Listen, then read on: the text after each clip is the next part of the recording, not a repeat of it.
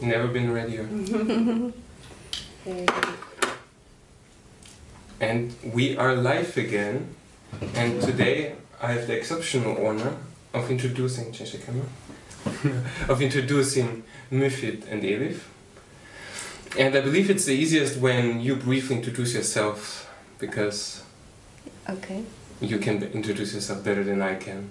Can you just check with me Yes. because it doesn't seem to the other camera for some reason? Of course.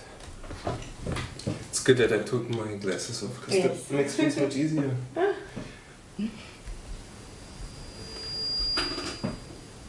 Do you hear me? Yes, I do. We have a slight feedback.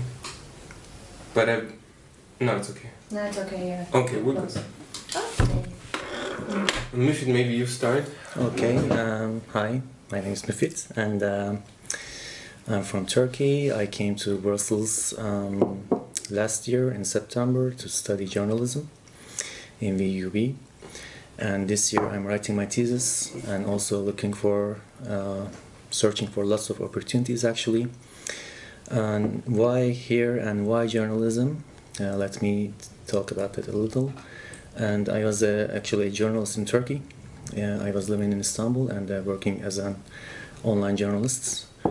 And after all this political confusion started in the country and got worse and worse. I mean, actually things are going on, but the quality in our field has decreased significantly, and I was not getting along with it very well. So I decided to become an entrepreneur actually, and after Good decision. leaving my job in Turkey as a professional journalist, I tried my chance in the hardware industry, in electronics, in computers actually. And Or is that connected to journalism? yeah, and it was actually totally integrated to video gaming industry, and we did lots of stuff. But then unlucky stuff continued to happen, like this economical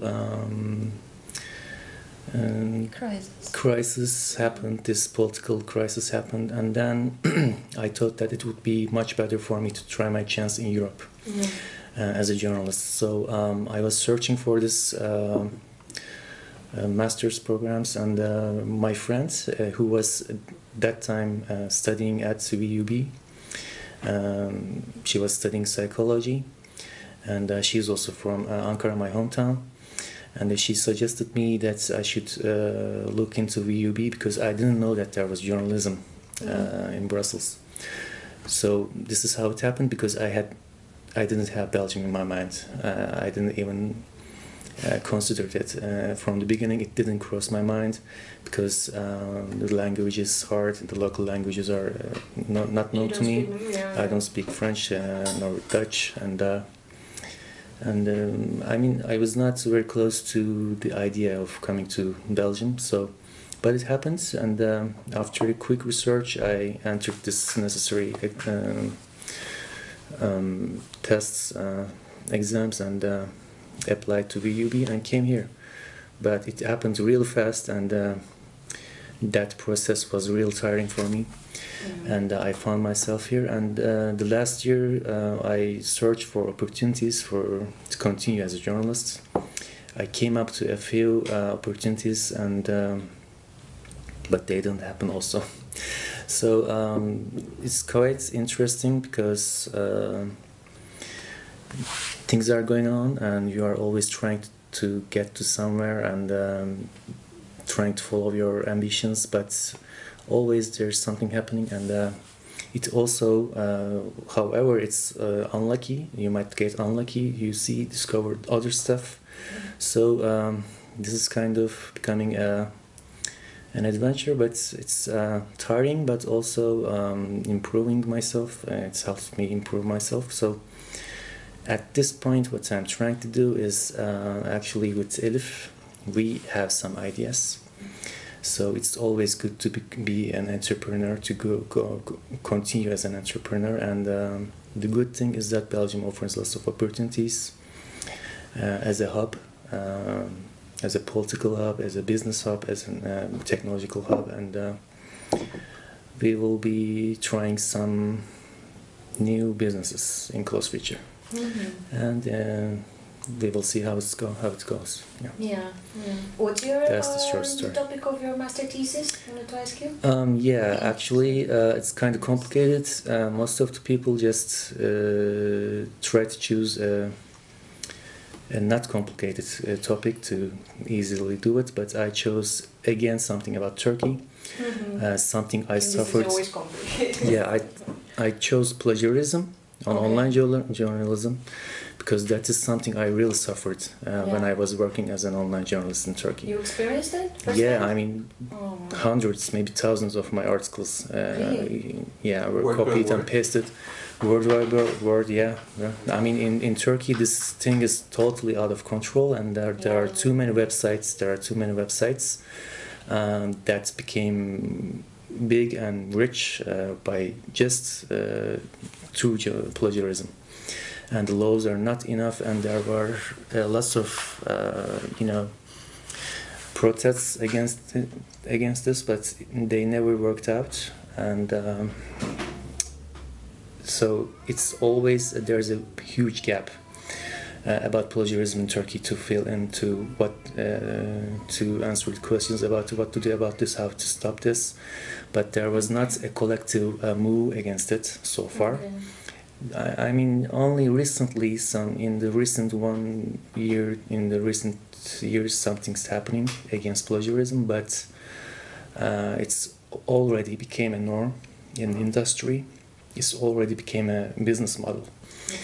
And the problem is this is just a small picture when you look at Turkey, because when you look at journalism, there's plagiarism. You look at trade, there's theft. You look at politics, there's corruption. There's always something wrong in every field, unfortunately. But people are fighting. People are trying to make things correct. And some good developments happened recently against plagiarism. There is going to be a announcement in the coming weeks that there has been. I found out a few weeks earlier also when I was continuing my research. For the first time, I guess, in Turkey, the court has given a decision against the plagiarists, and they were sentenced to a very, very big fine. And they escaped prison by paying this fine. Paying the fine, and it was very unexpected, and it's very surprising. But I will dig into this, and I so far interviewed like a dozen editor-in-chiefs of these quality journalism websites, let's say. People who are fighting for quality journalism, and we are slowly coming together. We are trying to do something to improve the knowledge in Turkish, the good and accurate information in Turkish in internet. So also we are trying to fix this problem, because it has stolen the hard work of thousands of people so far in the last 15 years. And these plagiarists became rich. They became immensely rich. I mean, they made lots of money. And this fight has to go on. And my thesis at that point, under these terms, is very important actually. And lots of people are expecting it to come out. This is a little. It's great that you can contribute to such a movement because that right now it's this is going to be the first academic work that will be directly addressed to this problem, the plagiarism in Turkey, and I hope that it will increase awareness and also increase the efforts of journalists to come against plagiarism, because this fight will continue. Too many hard work has been stolen, too much money has been taken by these plagiarists, and we will have to continue asking for our rights. Yeah, of course. But I think it will get better, and this I am actually not hesitating to put anything in this thesis. I will directly directly talk about, and this main plagiarists who are very rich, who have millions of audience, but it doesn't a concern for me, absolutely not. So I will talk about them intensely. I will give all the examples. I will give all the details of this process, how this plagiarism set roots in Turkish online journalism industry, and I think it will be an important step. And then I hope to nudge this journalists who are producing quality content to come together to do more collective, to put some collective efforts against this plagiarism stuff. So this is what I'm doing. It took it's very long, sorry, explaining, and it's a very, very important thing for me, actually. I mean, I'm not just thinking like I have a thesis. I will just hand it out. I'll just submit it and go on. This is not something like that for me. So I'm continuing my interviews, and it has been so far very interesting for me because I talk to bloggers, I talk to this niche websites, websites that are focusing on just one particular area, other than this mainstream websites. So it's really interesting to find out how this also the evolution against how should I say, there's this fight going on against plagiarism, and it's actually started an evolution for the quality journalism, because the mainstream websites now today, when you look at them, when you enter these websites, they're like a mess. I mean, horrible. I mean, the front pages are full of celebrities, all these stupid people, all these low IQ YouTubers. I mean, that's not a mainstream website anymore, representing a very old, respected newspaper. They are totally out of that category. But to make things right, to balance this picture as a leverage, these niche websites came out, which are only focusing on one area, main one area, in science, technology, in literature, in archaeology, let's say, in devices, and history, and lots of stuff, and they are doing a very good job, But there are also some problems in this quality journalism also. Like there's competition, lots of competition. People are not coming together to fight against plagiarism or trying to increase the quality Turkish content, but they're just trying to focus on their job to make more money. So you get to the economy problem at this moment. As I told maybe before, the advertisement revenues are too low. So everyone is trying to focus on just creating too much content, just aggregation. And this is why actually also the plagiarism is strong, and also why the quality websites are not trying to do some collective stuff, but just grab everything from the Western media, from the global media, and put them in Turkish. So we need more original content, we need more people dedicated, young people especially, dedicated to quality journalism, who have this desire to put something into it. And I have my website for the last 4 years. I myself well, like I talk too much, Anders. No, continue. It's interesting. Just to say that we have a fifth participant, but he's in the other room. No. He will be heard from that. Maybe people are like, okay, who is this lady then? So, don't worry. It's super important. Okay. I want to get back to Gemma. Okay. Finish your thought, and then she will introduce herself, and then we keep in mind exactly what, because I okay, then I will come back to it, and just 2 minutes. And so 4 years I have this website, and I actually didn't make any money, almost no money at all, but it's not the issue for me. I'm just trying to increase this accurate and good information in Turkish on internet. This is important because the Wikipedia is banned in Turkey. No. Yes, Reddit. The Turkish Wikipedia or the English as well? All languages. You cannot access to any languages of Wikipedia in Turkey. It's totally banned, and it's absolutely ridiculous. It's been like 2 years. It's been like 2 years like this, and people cannot access to this kind of other websites are also banned. I mean. YouTube is still banned as well? No, YouTube is not. But for a period of time, for a short time, it was banned because there was some political content released there. Some content is still banned, you know. Like some content is banned in Germany. Here you can see it, and I'm not sure whether everything is available on YouTube in Turkey. Yes, there's this.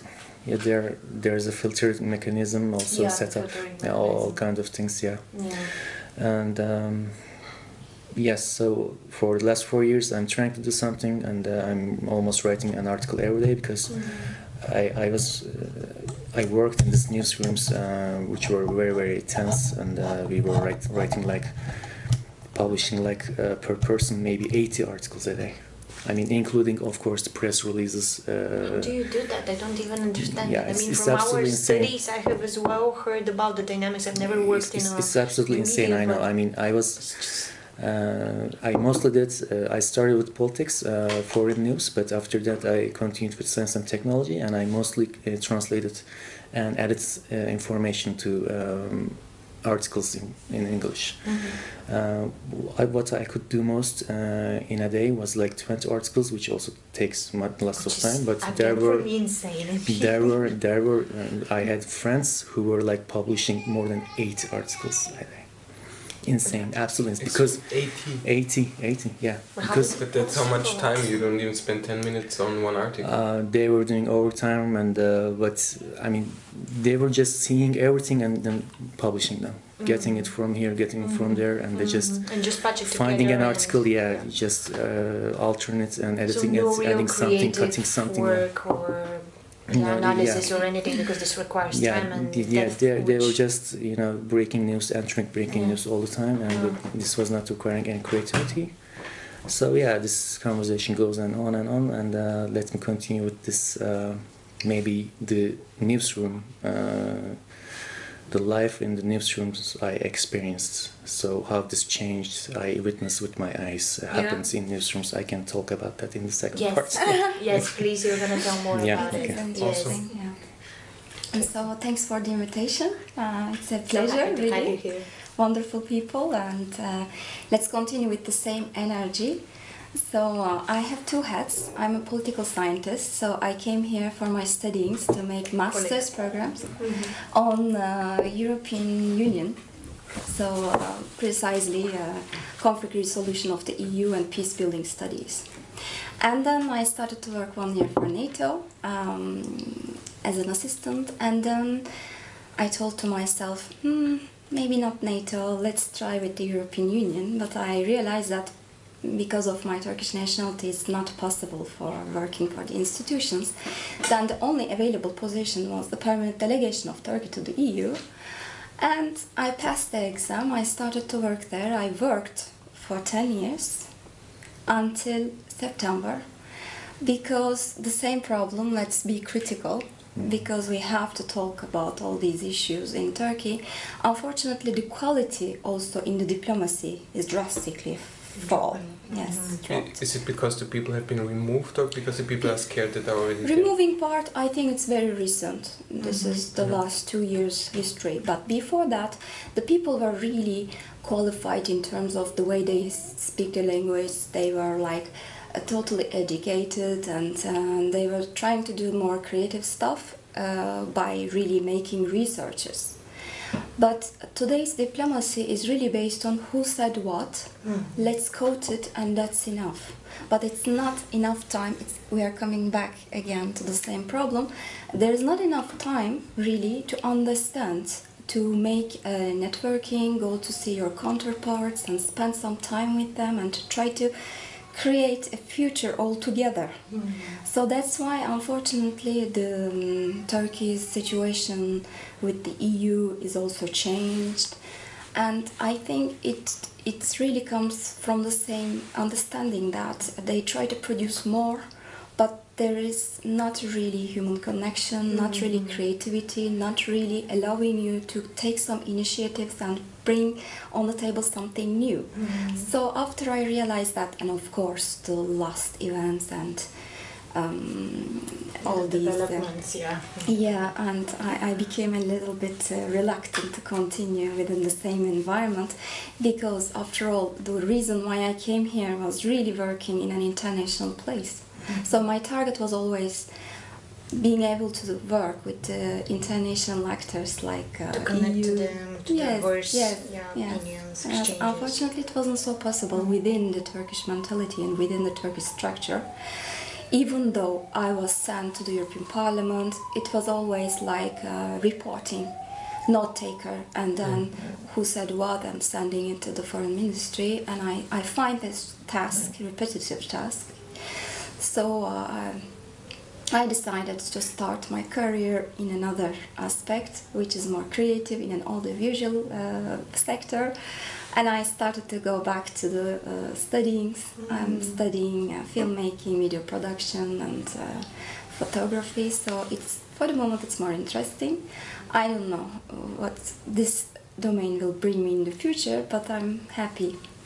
So as an autodidact person, I created already a short film with a single actor. And thanks to him, without any budgets, we used his house and his equipment. He helped me for the editing and other aspects of the film. What's the name of the movie? The Jury.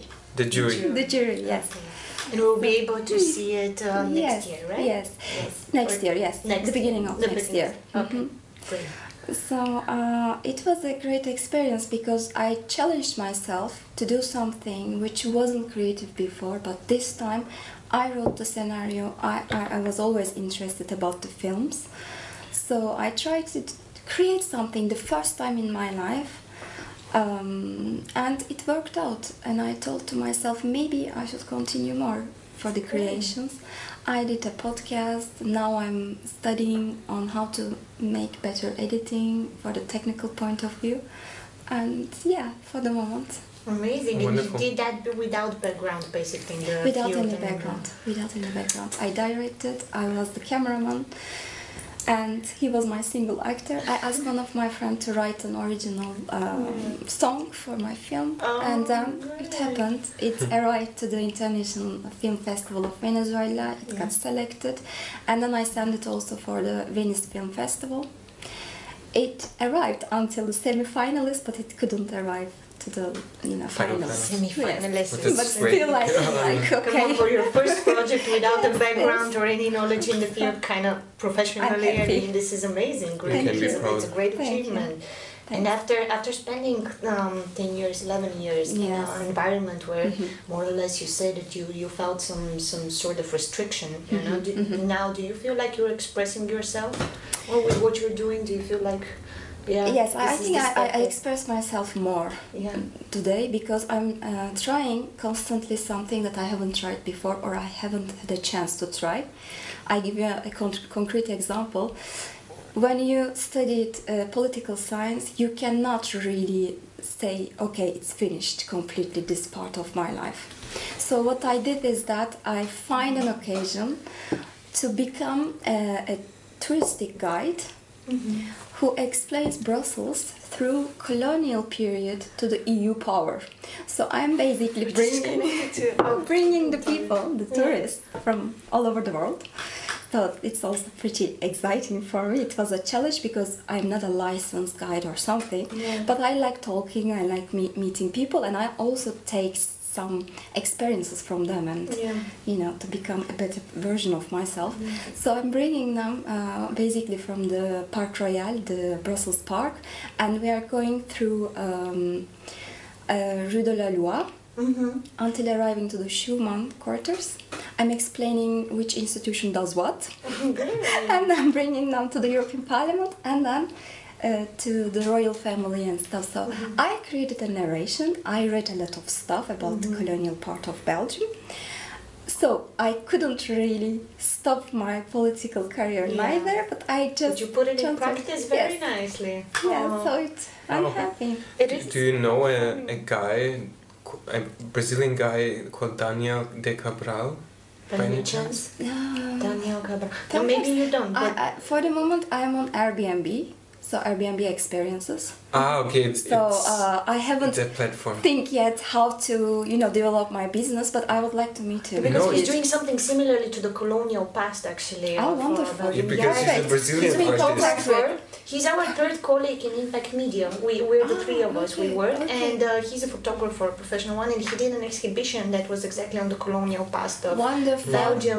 For him, it's very interesting, and he should come to my tour and give me some feedback. Yeah, we should maybe we can all together because he's part of Impact Media anyway. So actually, next time that we make a meeting, I would like to have him as well because it's the three of us usually working together. So and he has part of his project is making a map exactly with the colonial legacy. Yes, that's what he's doing. He's actually making a map, with the colonial. It's very related. So I think this will be a very good connection. Wonderful, thank you. How small the world is. But I understand what she's saying about the political science completely because I feel like we are sort of doing something similar. I mean, I know we work specifically with Impact Media with NGOs, but somehow I don't know. In the political science, I was always interested on the part of the civil society and the impact that it has in the structure, with the government and with the citizens in this triangle structure. So now that we're closely working with presenting their messages and the impact that they're trying to build, I also feel like some way I have kept my political science background and have found a way that I agree you never lose it. It's like a poison in your blood to contribute to something. Poison because I could be very critical to politics in general and political sciences studies and everything, but that's why it's cool when you find a way, your niche, that you feel like you're actually doing something good out of it, you're not just sitting there and discussing the same old papers and academic analysis and nothing comes out of it. But you should be careful because maybe if they come together they might incite a revolt or something as a protest against colonial powers. Well, true. But speaking of protests, have you seen what's going on with the yellow jackets? Well, I heard. I actually I would like to see them from a close view, but they are saying that too many stuff is getting broken and there's lots of action. Just at the Aloha, there was a huge protest where they burned a police car and so on. They locked some people, right? They arrested some people. In France, many more, but in France as well. In France, it's even worse. And today I went to the shop to buy this microphone actually, and I came with my motorbike, so I had a yellow jacket on. And the guy behind the counter told me, "This is dangerous what you're doing right now." Really? Yeah. Nice. This is funny. That's interesting. Yeah. I'm living in interesting times. So I think it's going to last for a few days at least. This protest. I suppose so. And how long has it been in France? A few weeks already, right? And for Macron, it's a huge test. It's a test of his presidency, It is, yeah. That day I organized my tour with two Australians and they were like constantly shaking and let's go back, it's gonna be a bad day today. I'm like, don't worry, it's Brussels, nothing is gonna happen, but actually it wasn't right because there were helicopters, there were like, I don't know, petards, the street. The street is completely closed and blocked and police is everywhere. The poor Australian guys, they haven't experienced such a thing in Australia. I think it's such a calm place. It was a different occasion at least. It was a different experience for them, I guess. The EU riot, We are so open, I think, for that type of changement in our city. But for them, it was a big changement. They were scared. I mean, it's a big country, but I think it's one of the most quiet places. It is one of the most quiet places. I've never heard of some Australia. I mean, some, like citizens protest or... it's blocked off, I've been in Australia 10 years ago or 9 years ago, and I was looking for international newspapers. You hardly find any international newspapers about them. That might be might happen, but nobody cares the locations there, they're so hard, you know, like cities and everything, that basically people are not able to kind of unite, or I don't know, sometimes, you know, in France or whatever, like people arrive from all parts of France, you know, in Paris, and then it happens the big protest and uprise, and in Australia I think that they are even like inside a bit more isolated, so I mean, if you don't want to see people, you just walk 10 minutes into one direction. Exactly. And for 200 kilometers there is nothing there except the desert. Exactly. So which city you went to in Australia? I was mainly in Queensland, which is the eastern province, right? Exactly, eastern province. So we were a bit above Sydney, in Brisbane actually, and then we went from Brisbane up the east coast, up to Cairns, which is where the Great Barrier Reef is, for 40 days or something. Wonderful. Really, I enjoy Australia big time. Did you see kangaroos? One next to the street actually. No! No! We were driving through the outback. It's awful. Yeah, but that's why they invented the steel bars in front of the jeeps and so on, you know. That's where they come from originally. Oh. The ones. Because across the street, and then a kangaroo can have up to 70 kilograms. Yeah. And they come very with mighty. 30 or 40 kilometers per hour, so if that hits your car, you can actually have Is that engine why damage. in children's, you know, like movies and everything, they always pick, like, the kangaroos always the boxers, you know, and the fighters, because they actually have like a lot of strength, and they're like, fuck your car. Something like that. Okay. I actually remember a video that two kangaroos are fighting on a street. I mean, at the entrance of a house, actually. On the road. Yeah. And people are just watching them. It's like a routine, you know. Well, but in Australia they have a crazy life. I know that in parts of Australia the children wear special hats when they go outside of their houses. The hat has a face on the back side of their head, because some type of birds attack people from behind. And then the bird sees the face, you know, and thinks that actually is the person, and they don't attack. Which is no, it's crazy. You should definitely check out these spider videos in Australia. The spider videos. They are like this big. Oh yes. Especially in toilets, you know, there are really fancy videos. Check out Australia if you want to get more information. Yeah. And also society is very weird there. Because you know, but if you go there, it's really a parallel society. Is it? Yeah, we were in Cairns, and there were groups, and this was one of the few times when we saw Aborigines, and they were just there in some public square, but they didn't interact with anyone, and nobody interacted with them. You know? Even though they, I mean, they were just hanging out, you know, but there was no. Interesting. World. Very interesting. The other time we went actually to a small couple, and the guy was afraid to death to step on the escalator. He was standing in front of it and was standing on it. He was scared of the escalator. I guess he never seen it. Yeah, I mean, and I would be scared as well. Yeah. Understand that. But you have no relation to this. That's very interesting in terms of the society and how it functions, and then like together, but so. And unresolved conflicts as well. Yeah. But I wanted to continue the topic with Müfit. The journalism. Yes. All right. So the second part. Yes, already. No, this time I'm gonna also ask questions. Absolutely. Please do that. But it's really good because I have the chance to review all this stuff about my thesis in my head. So the newsrooms. Let me tell about my experiences. Exactly. It's kind of very different and nice actually work environment to work in the newsrooms, because the thing with me is that I started in the biggest newspaper in Turkey, and then it's called, what's the name? Hürriyet is I know that. it's one of the, I think it's the first newspaper in Turkey. I'm not very sure. I'm one of the oldest, and in the newsroom, this website was semi-independent from the newspaper when I started there in 2009. And there were like almost 50 people working just in the website, just for website, think about it. And just 5 people were checking out the comments. And the foreign news desk I was working at was 6 people. We had 1 supervisor and 5 editors. Those times were that Facebook was very small and there was no Instagram.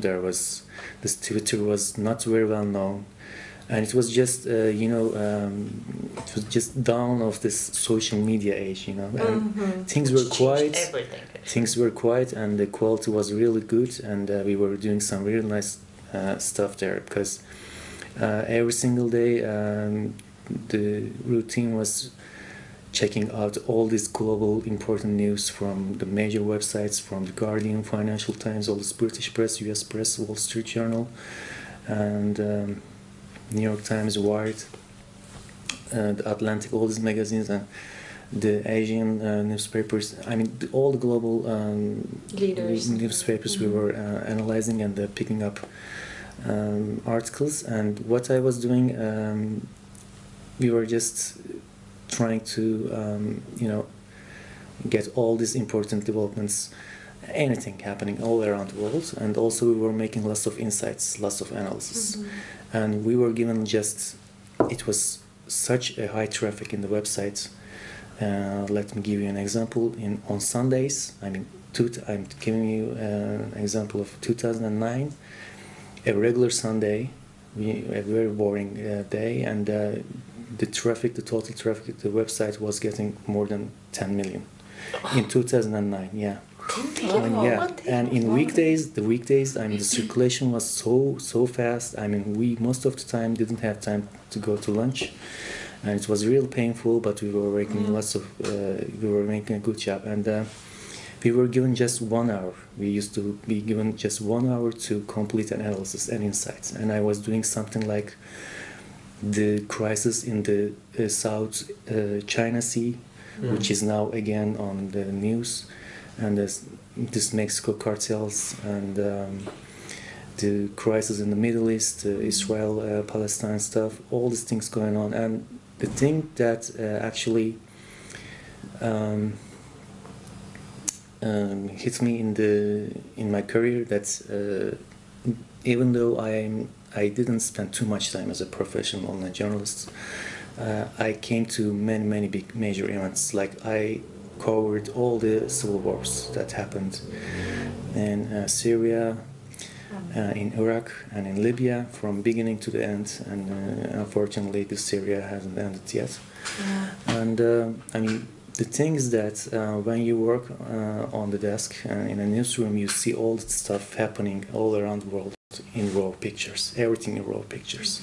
I mean, the pictures coming from the battlefields, the war zones, the pictures coming from the earthquake, this disaster areas, and other stuff are all taken new and fresh and raw, not edited, nothing. So you pick them up, you see the things that going on behind the scenes, and most of these censored, are not published. Too many stuff going on. You see all the stuff going on, and all the other things that you start to. Unfortunately, you have to adapt.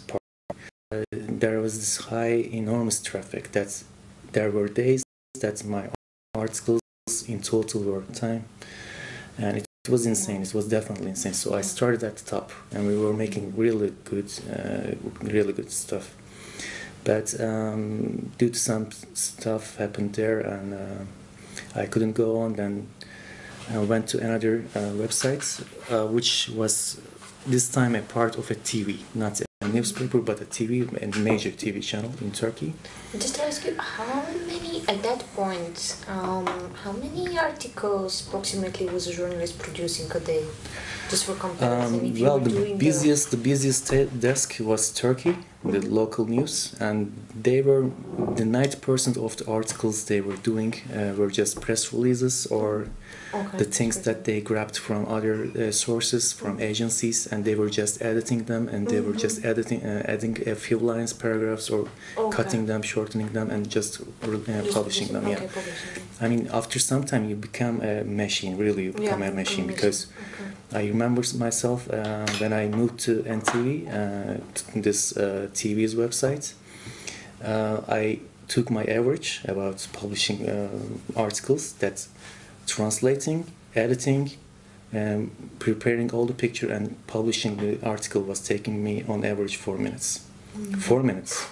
And I was translating. I'm really talking like about a one-page article. I'm translating into Turkish, Yeah. doing the photograph, whatever, editing it, and Wow. all the things on the interface and publishing it. And it was 4 minutes. I mean, after some point, you become like a machine. So Yeah. Like a factory. yeah, definitely. And 50 people, almost 50 people were working on Hürriyet, and this Turkish desk people, they were crazy. I mean, I had a very close friend there. His average was like 74 every day. Wow. And Sundays he was surpassing 80 articles. And we were doing some really good stuff there. I mean, the quality was good, but after this social media and Google AdWords, Google AdSense, and all this online advertisement industry came up with the plagiarism. It became like a wave, you know. And the managers were like, they saw that the quality on the website was reducing the circulation of the newspaper. But the newspaper is the foundation. I mean, it has to be strong, it has to stay strong, it has to be solid.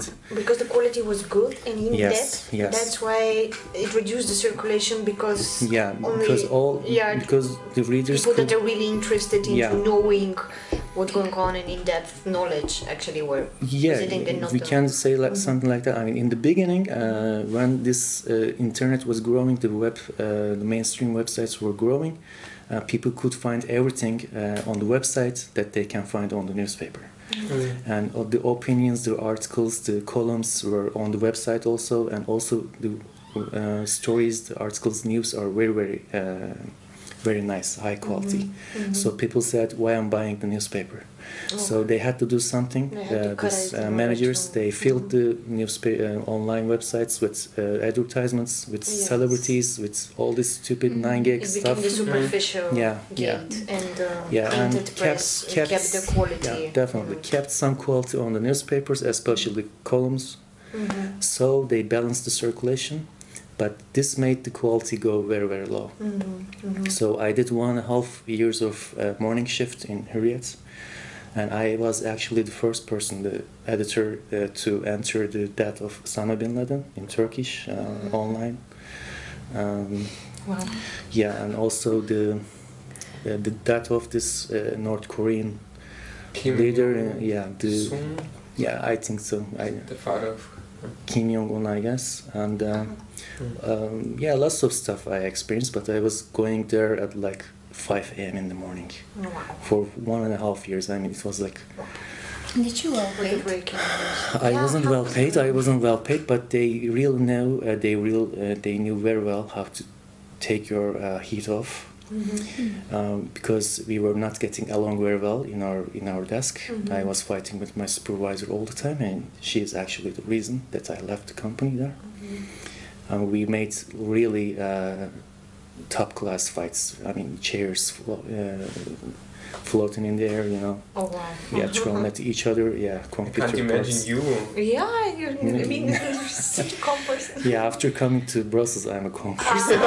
Okay, this was a transformation. Yeah, I'm still continuing my transformation. So, I mean, so people are very, very angry in newsrooms because you have to be. I mean, you have to publish the article on the second. I mean, you shouldn't be late for a few seconds. I mean, you don't have any luxury about timing. And there was lots of stress. And you think that the superiors doesn't really deserve their places in Turkey? Yeah, definitely, because let me just complete the wage part. We were not paying very well, but they were like sending us to business trips. Okay. That was something that took our stress. I've been to my first international overseas business trips when I was working in Hürriyet, and I had this 1 week of Scandinavia trip, which was magical, really, very, very beautiful. I saw 3 countries in a week, and it was really nice. And so they were sending us to, late night partying. And we were getting lots of free tickets. I mean, working in a very big company has this advantage. I mean, so they were treating you as something kind they were special, just you were coming to this burnout point, but at that point when you were reaching there to the boiling point, they were just adding the cold water at the last moment. But what a strategy! Yes, it was a really good strategy. I mean, giving all these free tickets. I mean, I've been to so many top class concerts in Istanbul. Football really matches, basketball matches, all this late night partying stuff, and it was real good. And business trips, local, international, not often, but maybe let's say once in 6 months, but they were good. They were taking your head off out of the newsroom. No, not that it's not a good thing to experience, but it's interesting form of manipulation, I believe. Yeah. Because you kind of, the resentment of the employee continues, and just when the cherry on the top comes, you put some nice present or some nice treatment, and then it's like, oh, it's not that bad, when you continue. Because it doesn't fix the underlying issue that is anyway there. So you kind of know that this person, it will go the same way, and it will come to the same point, maybe in a month or in 2. So you're prepared actually how to, put down the pressure at that moment. But then it continues the same. So you're not invested into fixing the issue that exists, but more like putting it down. I mean, not to. What I mean is, so it is a form of. Is it in the hand of the company overall? Because they don't control the wider world.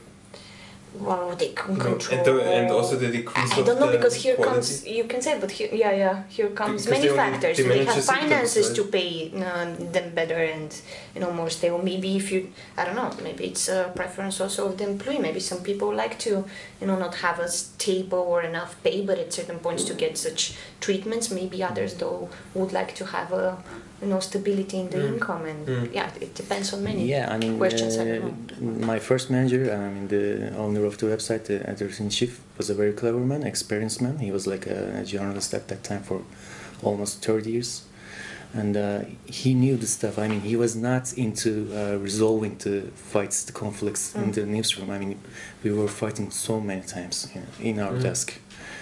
I mean, we hated each other, but we were making a great job there. But so that's why you're sticking. Constructive hate. Constructive hate. Yeah, it's very interesting.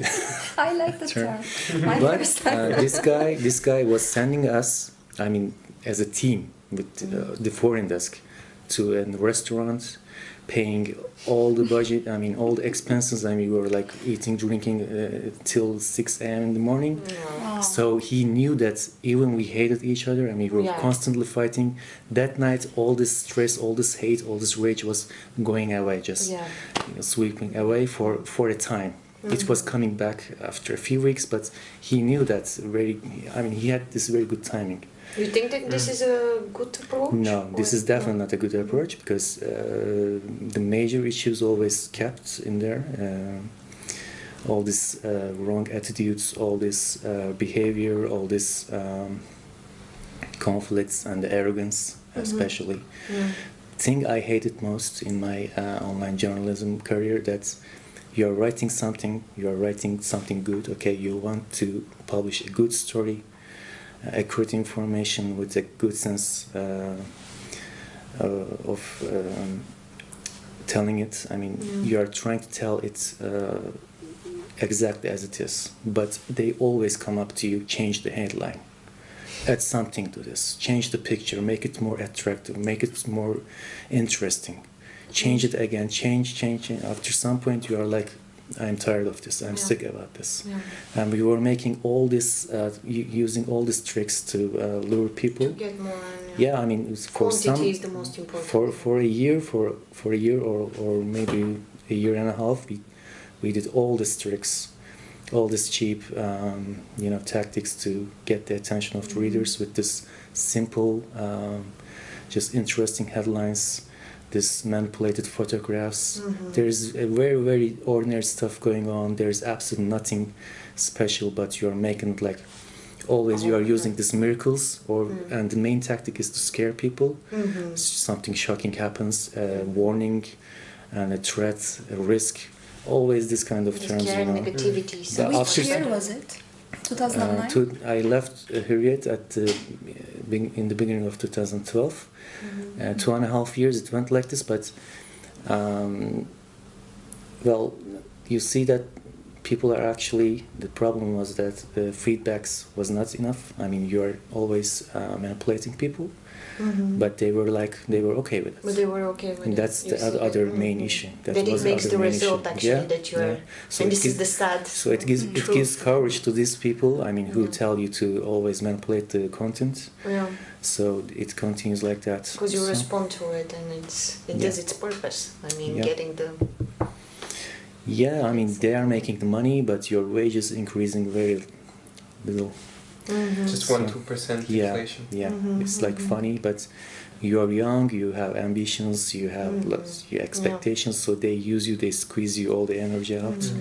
So I moved to the website of this TV channel, and this time it was like a moderate website of a very well-known brand, but the website was not so big, so they were expecting like, oh, he came from Hürriyet, so he's our top gun. He knows all the little tricks, to manipulate people. How to manipulate the phone. I did quality stuff, but I used all this tactics that I learned at Hürriyet also. I mean, I didn't manipulate anything, but I made them interesting. Always I made them interesting, but I continued to do something, to do things in quality. And but after some time, this economical and political situations arise in Turkey, and they started to lay off people and put some more pressure onto you. I was like dealing with 3 or more projects there, not getting the deserved money for them. And then this political stuff, this protests started, and the newsroom was divided into 2, and there was the news channel people, and just next to us. They were very loyal, I don't know why. And the website, we were just sitting next to them, and we were like the anti-government style. And I mean, it's very, very difficult, and it could be very long to tell all the things, but we are like, everyone is acting to each other, and you are just trying to do something good, but the pressure was extreme at that moment. The pressure was extreme because the TV channel was totally on the side of the government, under the pressure of the government, and they started to lay off people. And at that point, even though I was quite sure that I was going to be fired, I resigned, and then I started Al Jazeera Turk. And Al Jazeera Turk is like, it was new, even though being a big brand, they were totally, producing quality content, but boring quality content. So it was very hard to make a move there, but I was again doing this science and technology stuff with a colleague of mine, which I met in an overseas event. And we did really good stuff there too. I mean, it was a very boring website, so people were only reading science and technology articles. We were doing really good stuff. I mean, live events and all these new developments, and interviews also, lots of interviews with it. I mean, I learned actually how to use camera and do video shooting when I was working at Al Jazeera Turk. Oh, that's great, because it's not something you're going to learn in our masters. Yeah. Let's talk about that later, because I'm curious about it. It made fun. It's funny to me because this was the main thing. We were like, please, somebody teach us, use a camera or a microphone. Yeah, it was a really nice chance to me, because at Hürriyet I was like always in the newsroom. I just learned how to write in a few minutes, like crazy. So then at NTV I started to go to this international events. I started to act like a little more like a correspondent, and then Al Jazeera Turk I learned video editing and made lots of videos and interviews, and with very famous people in different fields, astrophysicists, journalists. And it was good for a time, but again, Al Jazeera was shut down this time. Television first, then the website. Worse, huh? Yes. Yeah, after that point, is there actually any critical press left at that moment? There's left. There's Fox. There's Fox News, the TV channel, owned by United States, so they cannot directly do something about it. And there's Sputnik, Russian Sputnik. The Russian, yeah. They are doing all these critical and unbiased articles. And Al Jazeera Turk was going real well. I mean, they were shut down after they hit more than 5,000 followers on Facebook. And they were actually going to be a TV channel in Istanbul, and they were constructing a very, very big building. And all these good journalists, experienced journalists, were transferred from other media companies to Al Jazeera Turk. And then it was announced that it was not going to be active. So I'm curious, is there any reaction when something like that happens? I mean, from the society and from the public, or at least from the rest of the journalists that are in the field, when they see that, you know, for example, a quality new media is trying to emerge, trying to do something, you know, good or new, and then suddenly it's shut down, obviously with political pressure and interest. And I'm wondering, is there like a backlash? Because well, there was always this criticism went on the media, on the social media. You know, Twitter became everyone's voice, like everywhere in the world, like as in Turkey. But after this Gezi protest, actually the collective movement, this collective spirit, this major protests capability, let's say, of the people were broken, because there were lots of mistakes made during these protests. Lots of people just didn't understand that what we were doing. I mean, inside us, the people inside us, actually, among us, didn't understand what was actually going on. 50%. Yeah. Let's define this, because it's a divided among this society. 50%, there were like maybe 5% were really were dedicated to this and really fighting for something there. And after that, of course, the government took some new measures, and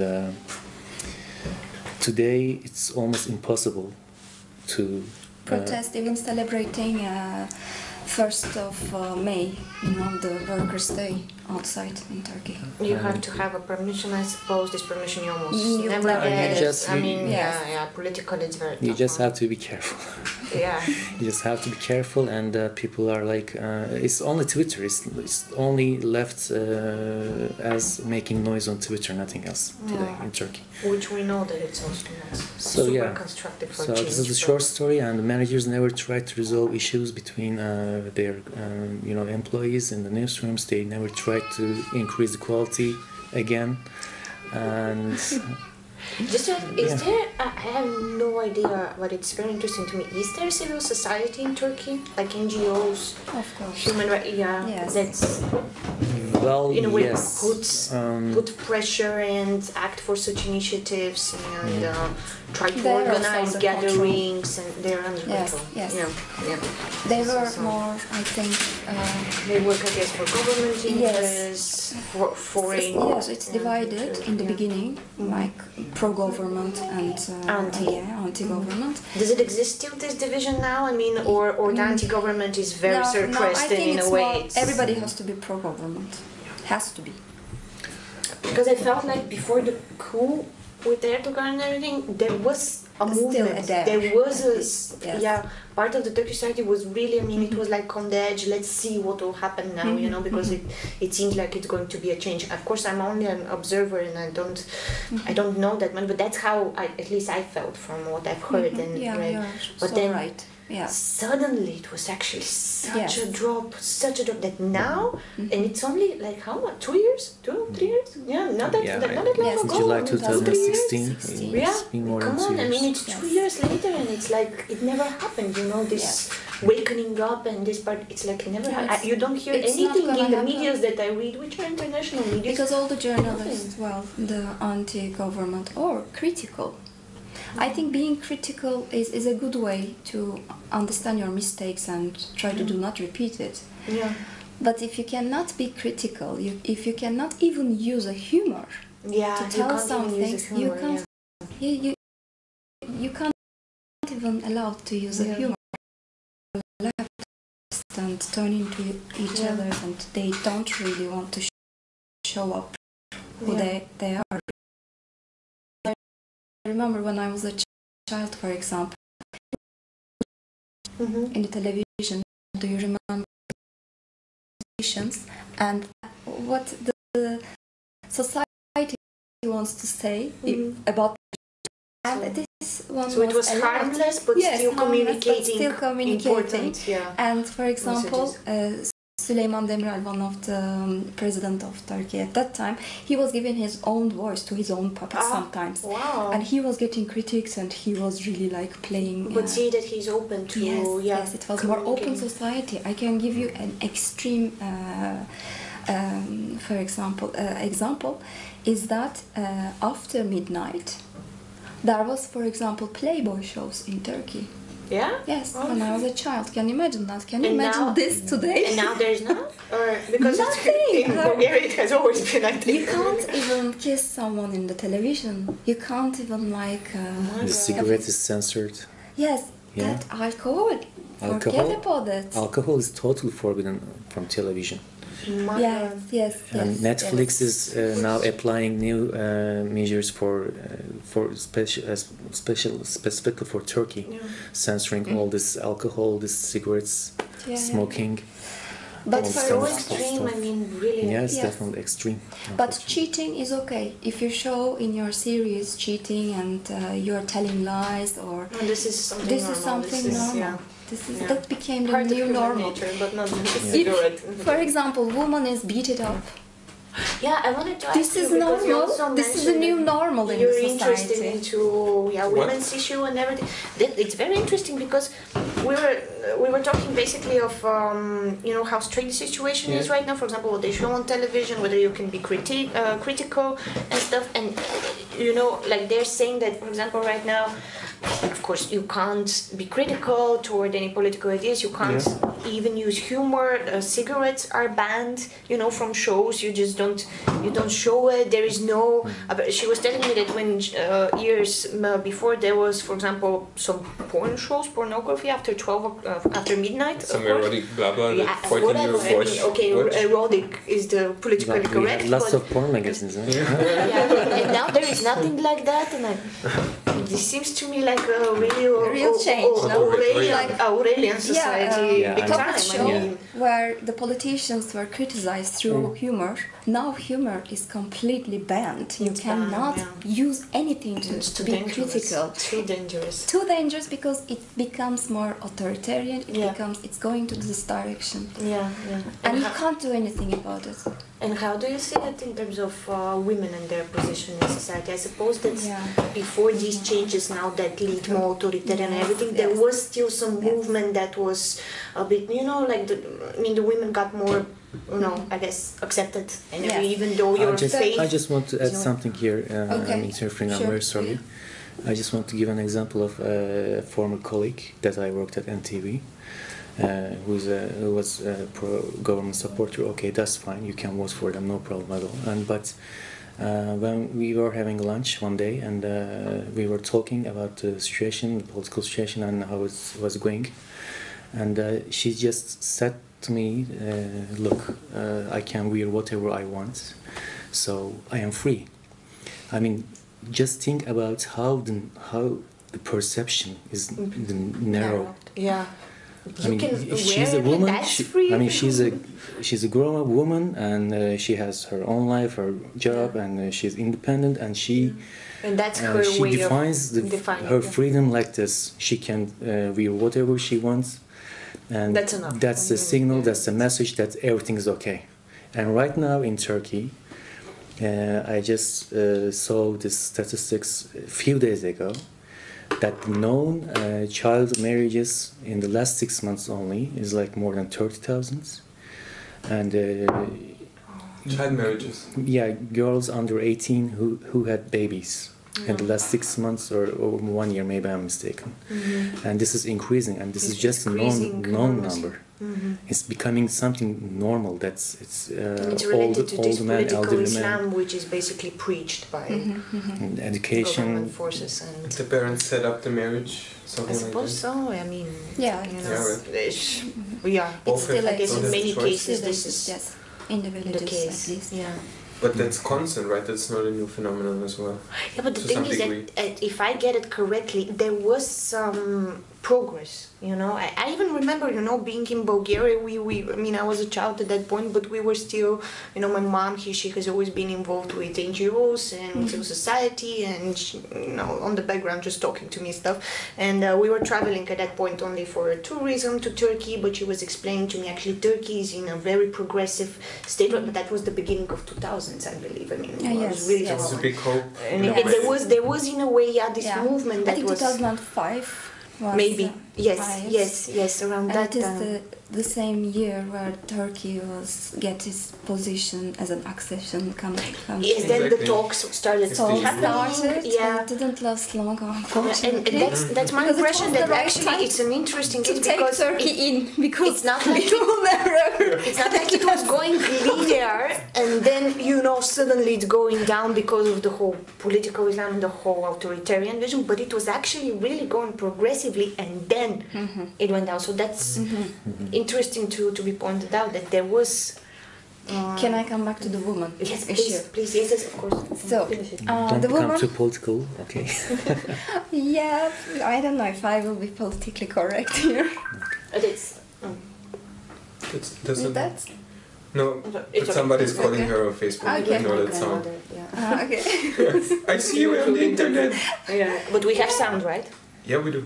I checked on my phone. Okay, because one time it happened like that we didn't have sound. We were, and my grandmother was watching, and then she was like, I couldn't hear you. I thought the problem is with me, and she was going crazy and calling me all the time. Maybe you should check the phone now. I checked on my phone. No, he checked it. It's okay. We're all right, perfect. So the women in compared to the past years, like 10 to 20 years ago, I think they were really more free in terms of whatever they like to wear, wherever they want to go, the person that they want to marry, or for the work.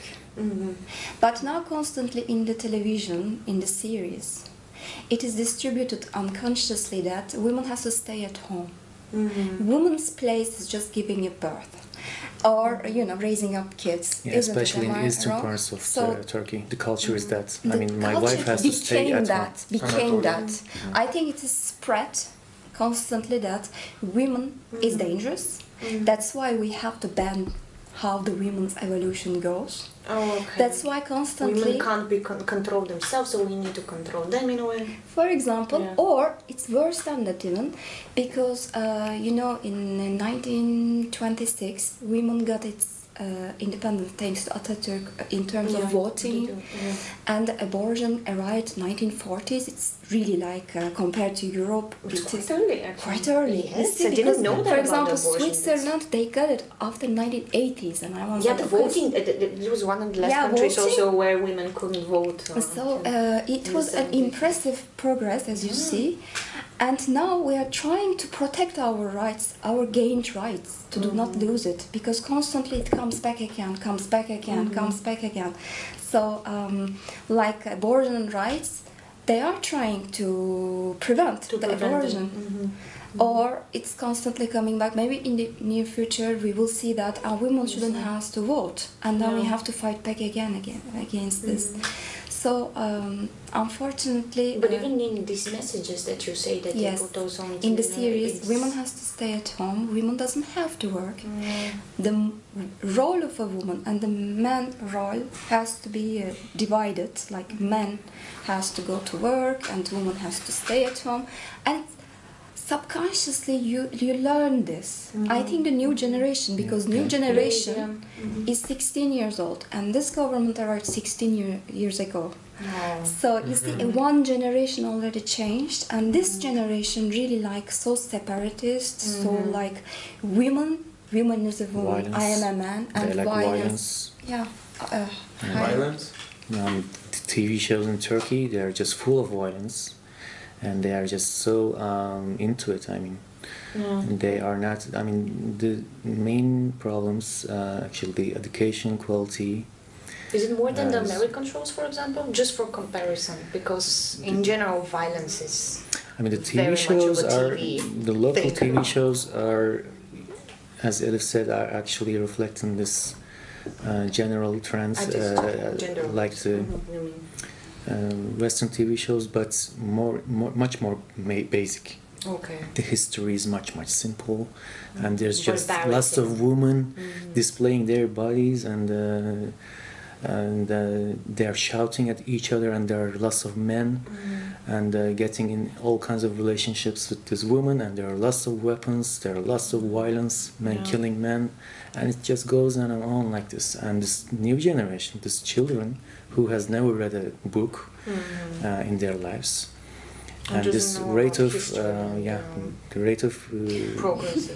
It is a problem because it's like so basic that sometimes it is going too extreme. And when something arrives to the extreme point, I think it's the moment where you have to stop it. You have to put the limits, right? Otherwise this extremity can go even more extreme and more extreme. Now the imams has the whole authority in Turkey. The people just appointed like that as a dean to a university from outside, but he doesn't have any culture, any understanding, any education even. Who is this guy? I mean, it even just happens. People that are comfortable. And even in the diplomatic sector, you know, you have to come to your career points by taking some more experience. And then you arrive to the ambassador position. It's not the case anymore. The ambassador can be appointed from outside. So that's why I think, it's everywhere. Nepotism is everywhere. Who knows what?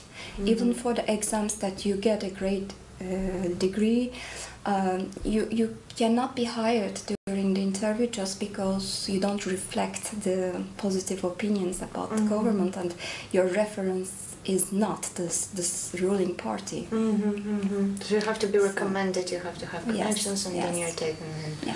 And this, what you said about the violence and the gender situation, the gender roles as well, and among the young people, it's interesting because it reminds me that I read an article, we actually both did, about the schools in Vienna, and schools that have Turkish minorities. Actually, in some of the schools, even the Turkish children are more than the Austrians.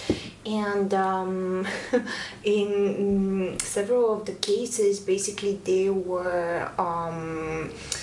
They don't want to go to the swimming pool. They don't want to wear. But that's also that's also happening. But the problem is that they were being violent to, for example, the Austrians, and especially to the Austrian girls and the women, even, but also the boys, actually the Turkish boys, and telling them that they're impure. You know, that they don't wear. How could they not? You know, protect themselves and everything. So there was this extreme conservative pressure that comes from 14, 15, 16 years old, that basically you're supposed to think, because they have also grown up in Austria. I mean, most of them are even born there, but in Turkish families, of course, and they in general keep very close. I mean, it's... and they stayed in their own ghetto. I suppose they form groups, most of them, which in a way it's all natural and it's normal, but the thing is that they use this to actually say to European girls and everything that they are disgraced because they don't follow these traditions, and it made an impression to me, because I thought, oh, okay, interesting. I mean, because those are people that are born there, and everything. So it means that the influence of the family is very strong, and it means that this family that moved abroad in Europe actually brings this conservative culture behind, and again, there is also just one other factor. I think that now when they were voting to extend Erdogan's rights and everything, actually, is it correct? You maybe know, but I think that more Turks abroad supported him than even here Turkish people in the country. And I feel like the most conservative people are outside in Europe somehow, and the people in Turkey, I mean, not that they're not, but are kind of trapped there, you know, and many of them actually want to, you know, change something and escape, but at the same time, it's paradox. It's a bit of a paradox. You're right. So I completely agree with you. I think the first generation, maybe, for example, in Germany, they had a certain type of restrictions and traditional way of approaching the things. But the second generation, it was more free, because, for example, my mother is the second generation who comes from Germany, and I see my mother, and compared to my father, who grew up only in Turkey and even in Istanbul with a great degrees in great universities, he was more traditional than my mom. So my mom was at this occasion to be more open-minded and more Western. But let's come back to the current situation. Their only role model is the President of Turkey, and President of Turkey unfortunately doesn't really make speeches to unite the people but divide the people and putting more oil on the fire.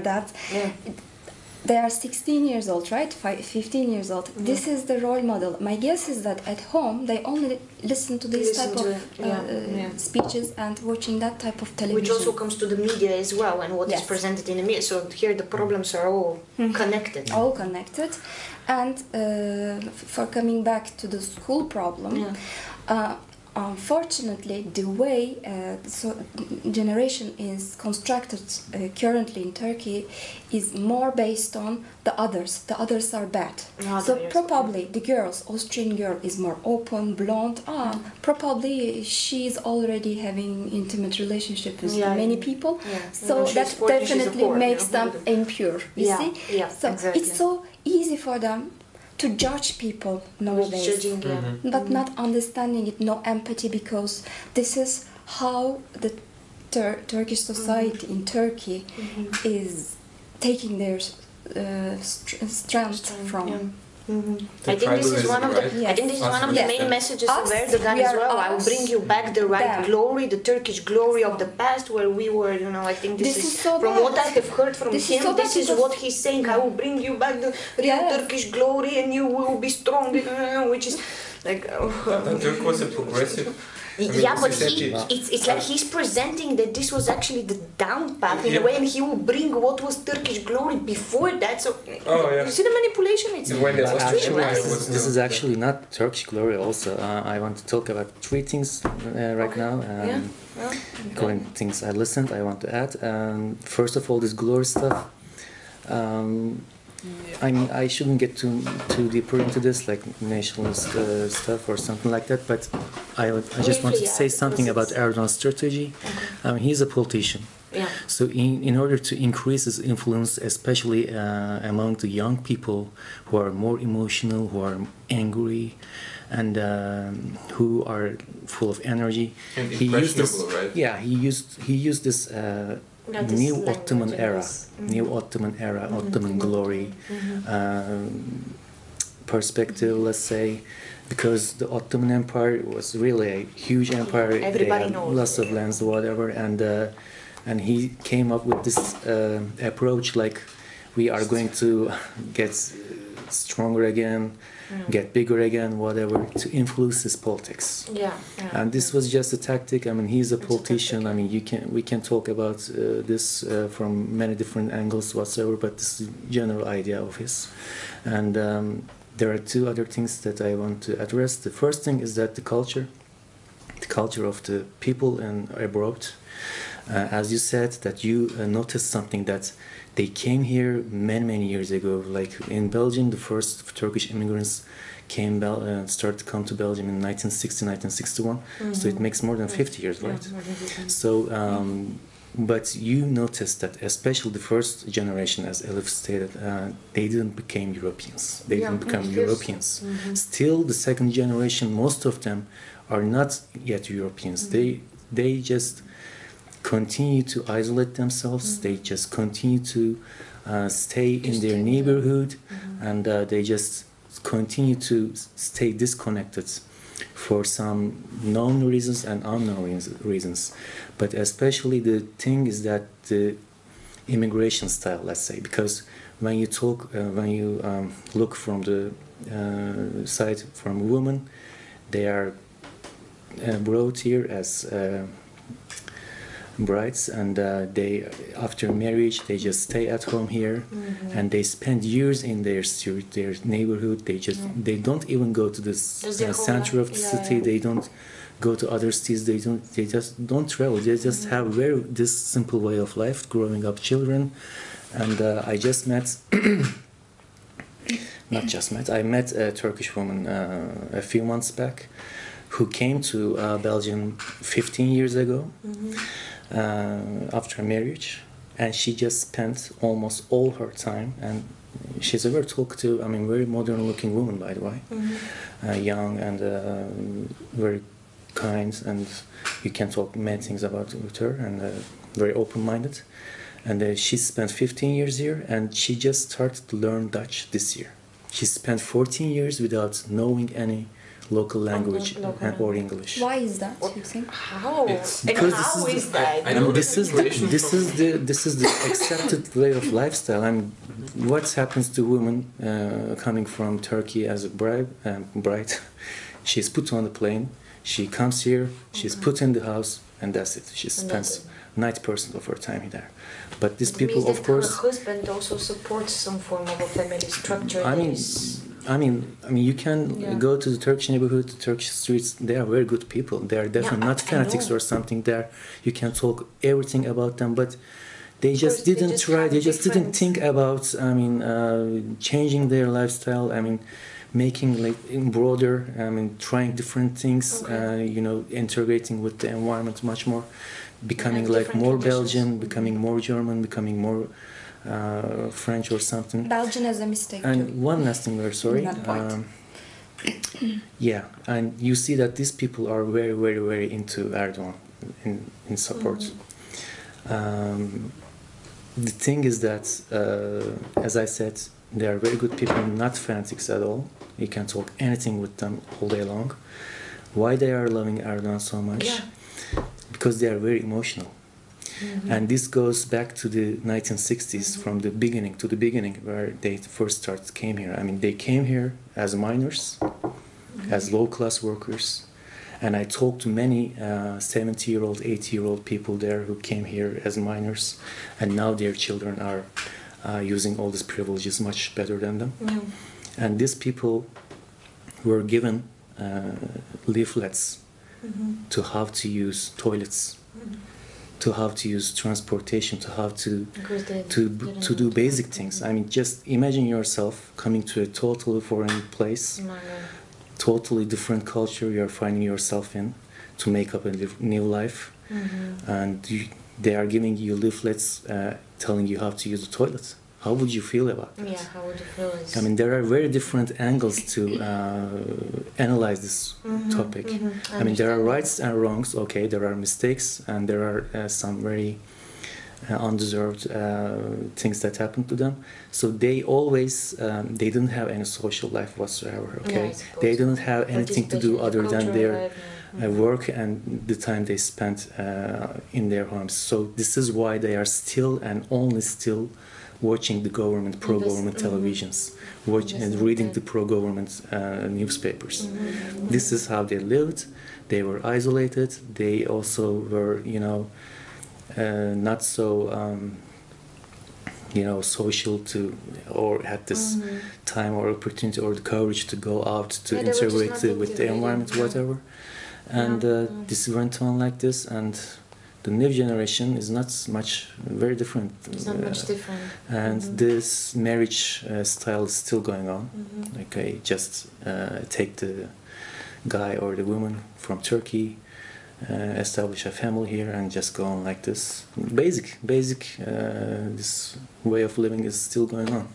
No, everything is built up on it. Deep and very, very accurate. But there are many gaps here. I mean, people have to come together. The Belgian people, the Turkish politicians, this local Turkish people, the born Belgian Turkish people, whatever. They all have to come together and talk about these things and find resolutions. The communication is the biggest missing point here. There too. In what regard? In many regards, I think that the Belgium has to understand that those people shouldn't have to stay in one neighborhood, for example, and try to find a system to put them in different places. And doesn't they don't want to do. Maybe not. We don't know that. Because basic human rights, right? Because that's what you're proud of. That yes, you don't interfere but on the other side, these people help to each other, and that's why, for example, in Brussels. Every Turkish people who arrived here in 1960s comes from a small village called Emirdağ. I didn't even find it on the map, It's a very small village. It's not even a city. So my point here is that those people are not really, I think, understood and try to make them to integrate better. In the schools, if you listen to the Turkish problems here, most of the cases they are pushed, the students pushed to select lower classes, like lower than university degrees they have to go, because they are not successful enough, they are not good enough, they are not speaking enough, they are not cultured enough. So think about yourself. In a school time you learn that, oh, I'm a secondary nation, I'm not as good as them, so I shouldn't go to the university. So this mentality of victimization is still so present, and unfortunately it's not limited with the Turkish people. If you speak to that with Congolese people, you get the same point of view. If you speak to Moroccans, I think this is a Belgian problem also. Okay, 50% these people are, they didn't really try to be more integrated, but on the other side, Belgium really didn't do anything about it. And there's something I want to underline here. The Belgian Turks who were born and grown up here know that in Belgian government's eye, Turkey is a third world country right now at this point, and Belgium is a first world country. And they know very well that they have the privileges, the rights of a first world country, and they are using these privileges to isolate themselves in their country, in Belgium, from the public. This is exactly what I didn't get, because I thought, those are generations that are already born here, they have their citizenship, or is it dual citizenship, I believe so, right? Yeah, they have still been into schools here and everything. I don't understand why they don't use actually this foundation and opportunity exactly to open up. And that doesn't mean, because I think you framed it that way, to become more German or to become more Belgian. No, I mean, you can still keep, for example, I'm Bulgarian and I don't feel more Belgian, or I spent 5 years in Austria, not at all. I don't feel more Austrian, even though my partner is Austrian, my son is half Austrian. But it's just actually to open up and to see which parts of the other culture you would like to get to know, and which parts of your own culture you would like to transmit.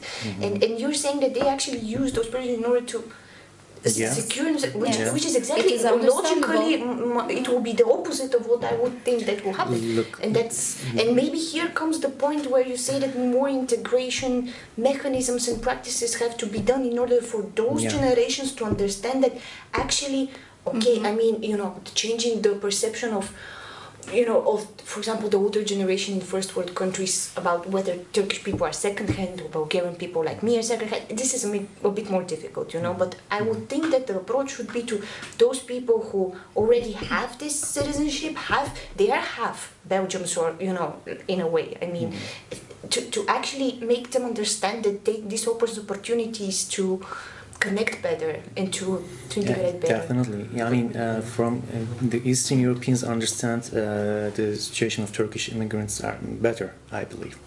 But yet, the situation of a Turkish immigrant who came from Afyon, Emirdağ, and immigrants who came from Lithuania, who went to London, is very, very different. Very, very different. I mean, and Elif actually said something very important, because Afyon is in central Anatolia, and in 1960s, I mean, it was like just a village. Now it's the city, I mean, but it's still not like a western city, like in the western part, or the cities at the border, and it's not fully developed, and the education is not so, the infrastructure is not so strong yet. There's just one university in Afyon, I believe, or maybe two. But in Istanbul it's like 90 universities. In Ankara it's like 30, 40. So these people literally came from village to Belgium, and the culture was everything to them, and they just kept it. They just kept and today, and there's also some different things to look at the situation, because even though they love their country very much, they love Erdogan very much, and they will, whatever happens, will support him, I believe. But only because they believe that he brings. Because he's like a protection. He's their voice. He's their voice. They were like always pushed out from the community, kinda. And this man is like yelling at the Europeans. Wow. So it's emotional. It's a figure. It's a very strong figure. Okay. Maybe he's absolutely doing nothing for you, but he's just yelling, shouting, and that's it. That's it. He's shouting for Palestinian people. He's okay. I mean, he defends the weak. Yeah, something like that. Something like that. It's weak, and he's the defender now. Over yeah, something like that. I mean, this is politics. Okay. I mean, there are some parts that I will defend and not defend against this about this. But if you go to these people, these Belgian Turks, and tell them that would you go back to Turkey forfeiting your Belgian ID, all the rights, they would definitely say no. They will just laugh at you. Of course I'm going to stay here. Who's gonna go back? So, I mean, you wanted to comment because but there's so much to unravel. I don't know where to start, right? Yeah, now it's but I want to add the fact that actually the integration was better with many first generation migrants than with second and third generation. And actually now with the third generation it sometimes has been less than with the first and second one. Okay. Yes. It's even... I know in Austria they have been doing some statistics on the language use and so on. And then on many numbers that are relevant, like which language you speak at home and so on, that it has decreased from the generations on. And that's where some worry has come from, because nobody understands what people know. As you would expect, that integration will take place. But it's interesting. Maybe it's because before it was harder to still keep in one place and to survive there and to really, without still knowing the language and everything. And now, one of the factors that actually the communities have grown bigger, and there's no incentive for you to learn a language, because in Vienna it's the case that if you're in the district where most Turkish people live, or people who came, that you don't need to learn to speak German. And it's not the Turkish people only, it's about the Bulgarians. Yeah. I know Bulgarians that don't speak any German, still live in Vienna, have their jobs, Serbs and everything. I mean, we're talking about Chechens, talking about actually different minorities, and it's true that things... But the point is that you can live there without speaking German, because your baker is Turkish, as an example. In the bank they speak Turkish, because it's so concentrated that you really have no incentive. And I think that's one of the reasons why. But this means that more integration. Yeah, but it's always abstract to say, okay, we need more integration, but there's no... Or what do you mean by you need integration? Yeah. Because how do you can't force someone to learn a certain language, right? I mean, especially in a country... You need tactics. You're in a first world country and you can't force people to do something because it goes against the self-perception that you have, right? Yeah. I mean, you're free to set your own life, And I don't see any straightforward answer to that, because you have free choice, and if people choose not to do something, you can't do something without violating their fundamental human rights. Yes, but I want to come back to your question, and I think there's a relation. What you're saying is that you said that they have privileges, they have still double nationalities, but why they don't use it in order to integrate more, but instead getting more close to the society like that, and really living inside their own cocoons. My guess is that it's because they cannot really come to the higher positions in the society. Still, there is an invisible discrimination in society. Work-wise. That's why when they got a spot, they want to stay there. This is the reason why, for example, Saint-Jo's mayor, he's elected again and again and again and again. He's Turkish origin, just because they are so afraid, Turkish people, that if he's going away, we are going to lose every rights. And this is really not only for the Turkish people here. I'm so many times having, small is really like active now. Congolese people too, because sometimes I'm marching with them to understand how they feel about this city. Because in this city we are not aware of it, but inside the street names even dated back when the colonization started to Congo. And Congolese people died killed 10 million people in Congo. And for example, the king who did this, and his sculpture and his hair, everything is still like in the public spaces. And are they really disturbed about this? And their first president is shot by America and Belgium, just because he said that we have no uranium, nobody can exploit my country anymore. He was assassinated 1 year later. And this community, for example, Congolese community, demand to give his name, Lumumba, to one of the streets, and it's refused, for example. These are very small, tiny things, but if you put the things under the carpet and to say that, no, Congolese people, you stay where you are not really one of us. We eliminate you based on your name and surname on the work recruitments, then you become more and more nationalist. I'm sorry to tell you this, but it creates that type of approach. So it is, I think, not one-sided. It is really going to the other direction too. That's why they prefer to stay closed. This is why they don't, when they get a spot, they hold on to it because they are so afraid that it's gonna be given away from them. So it's the same thing. Congolese people told me something. They said that we cannot really become professors in the university.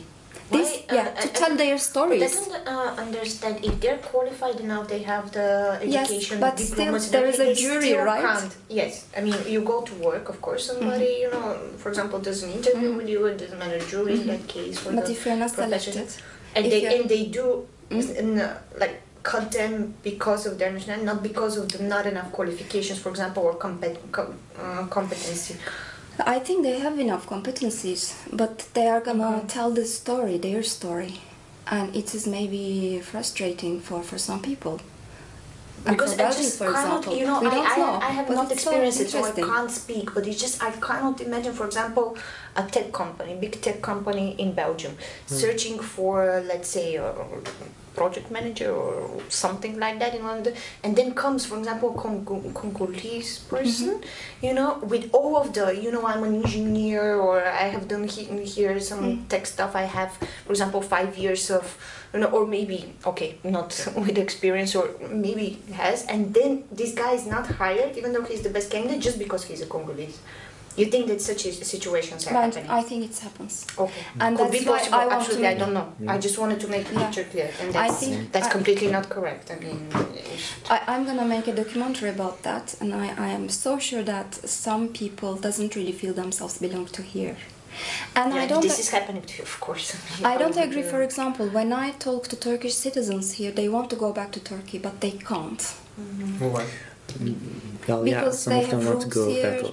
They have houses here. They created their lives here. It's going to be complicated. But everybody wants to go back to Turkey normally. Yeah, but this is all. I believe then you also either you lie to yourself or you make it easy, because on the one hand you're the victim, but you don't do anything about it. You know, okay, I'm here in Belgium, I'm Congolese, I'm treated badly, it's not my country, people don't treat me well, but I'm still here and I don't do anything about it.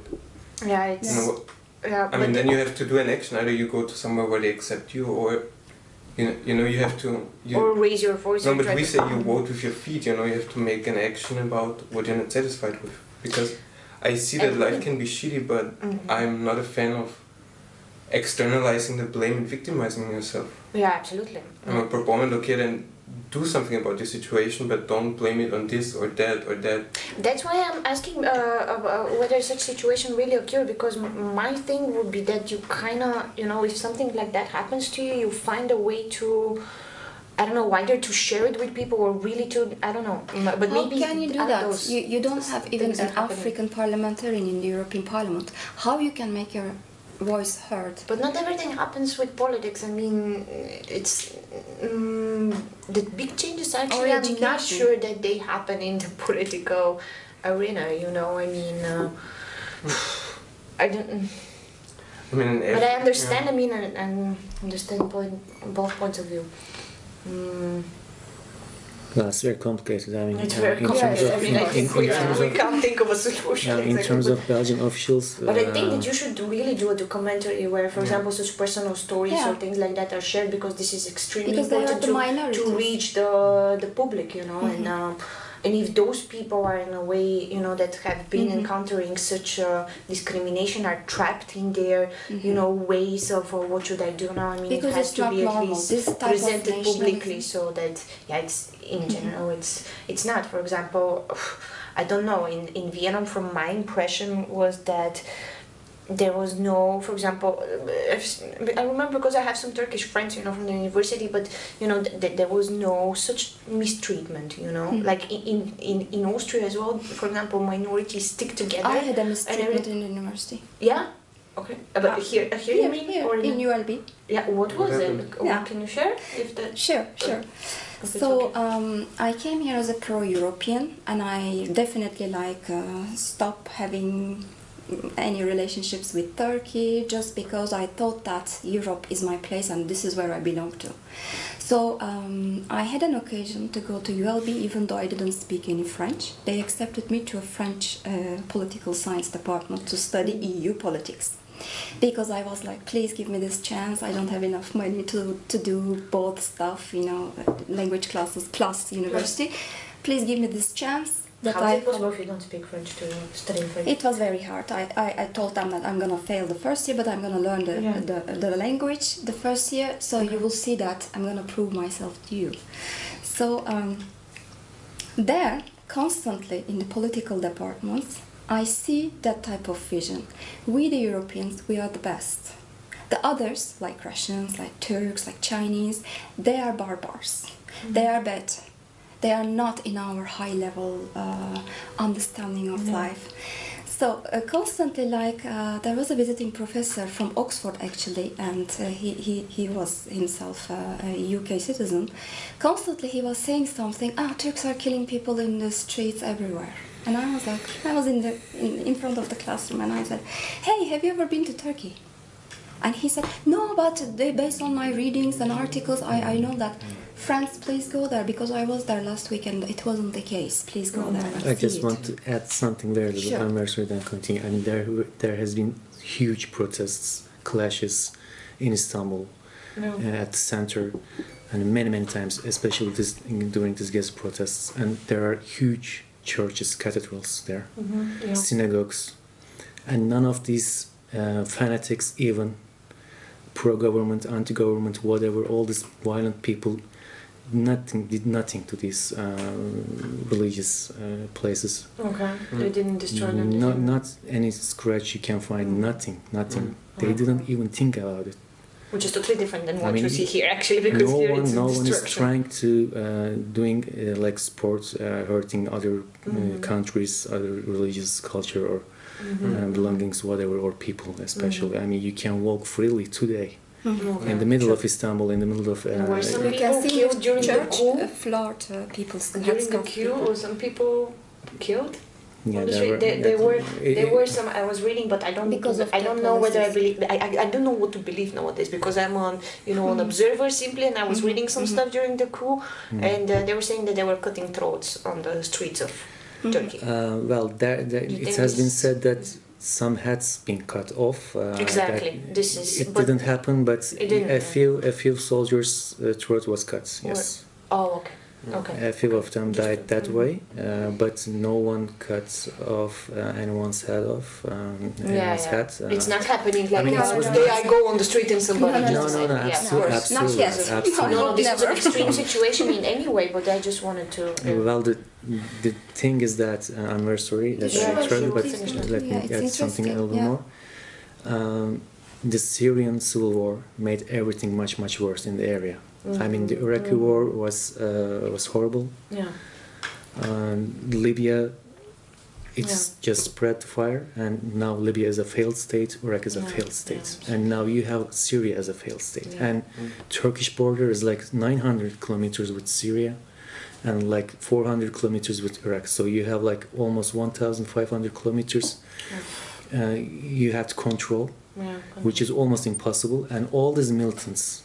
All these unchecked, unregistered people, all these maniacs who cut heads off of people, who killed maybe children, who killed women, whatever, came into Turkey. I mean, lots of them came into Turkey, lots of them. And not just from Syria and Iraq, all these militant types from Central Asia, also from Afghanistan. And after some point, it's not possible to control all these people flow in this chaos. And now there are, unfortunately, and because of the Syrian civil war, and Turkey is supporting this anti-government fighters in Syria still. There are also Kurdish militants groups, whatever. There are so many groups, rebel groups and political groups. and this flow of militants between Turkey and the neighbor countries is still going on. So unfortunately, lots of them spread it all around Turkey. And that night, I believe, and in other violent acts happened recently, they are coming out when they find the opportunity, when their time comes. They are coming out, and they are doing all acts of violence, which is totally unacceptable. And the people know very well that. It's important to be clear that it's not representative of the Turkish population as is it absolutely, presented. It's presented as a norm case, a case that there is a norm, and this is not representative for the newspapers. I mean, the display has been horrible. Yes, we know the that. Even more horrible and worse against the display has been horrible. I mean, when you see the news, you think that Turkey has become somewhere like Syria. They cut heads off in the middle of streets. They kill people. This is not happening. I mean, today. I mean, you can walk in the center of cities, Ankara, Istanbul, with a shirt which has an Israel flag on it. No one will do anything to you. Seriously.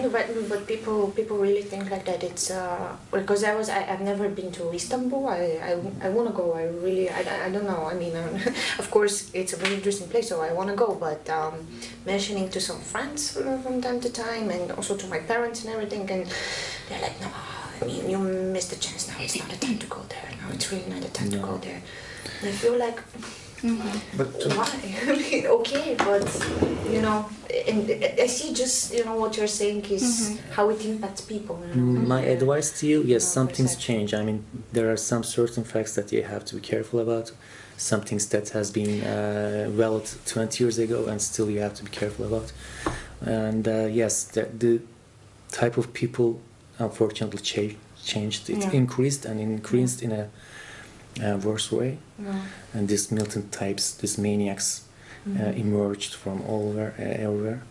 But check out Instagram, for instance. There are too many people all around the world coming to Turkey every single day, having road trips, going to every part of the country. 5 days in the center of Istanbul with somebody, for example, like with a man by my side and everything. I don't feel like, and people's perception is though no.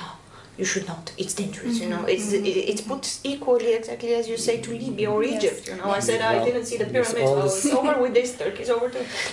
Well, I definitely understand the foreign people. I definitely understand. I would have worries also because let me give an example. I mean, I had a housemate a few months back from Cuba, a woman, and the first day she was kind of hesitated to.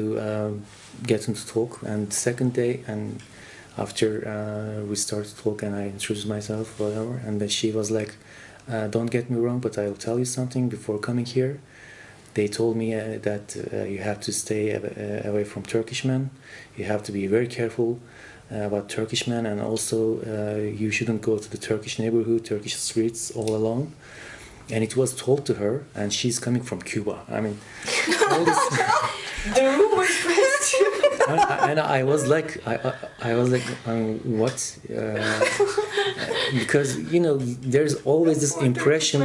There's always this impression of primitive-looking, very ignorant, arrogant, violent type of men in the minds of women. Yes, they exist. Okay, but this is absolutely not the representation of Turkish men. Definitely not. There are like these grunts, these street thugs, these very violent, uneducated, stupid men who are just looking at women like they're material or something. They're an object.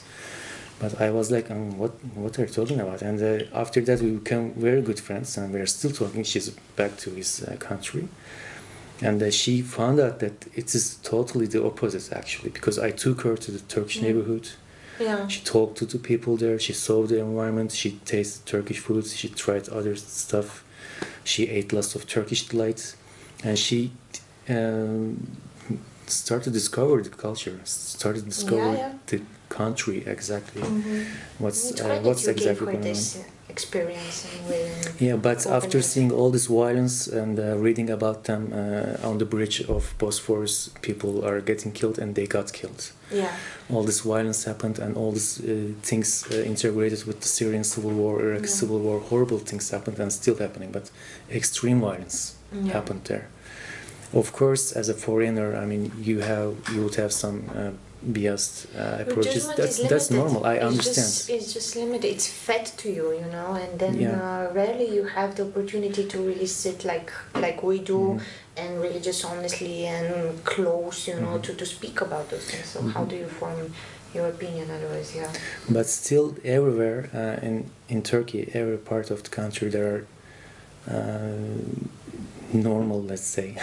Yeah. Still solid Turkish people who are who has the same hospitality towards foreign people, and I see my friends, foreign friends, coming to Turkey, even from Canada, from different parts of Turkey, eastern parts, central parts. And 2 years ago we had this video gaming event in Ankara, and my Portuguese friends, which I met in Germany in Gamescom and other gaming events, I invited him to Turkey, and he, without hesitation, came to Ankara, and we had a great time there.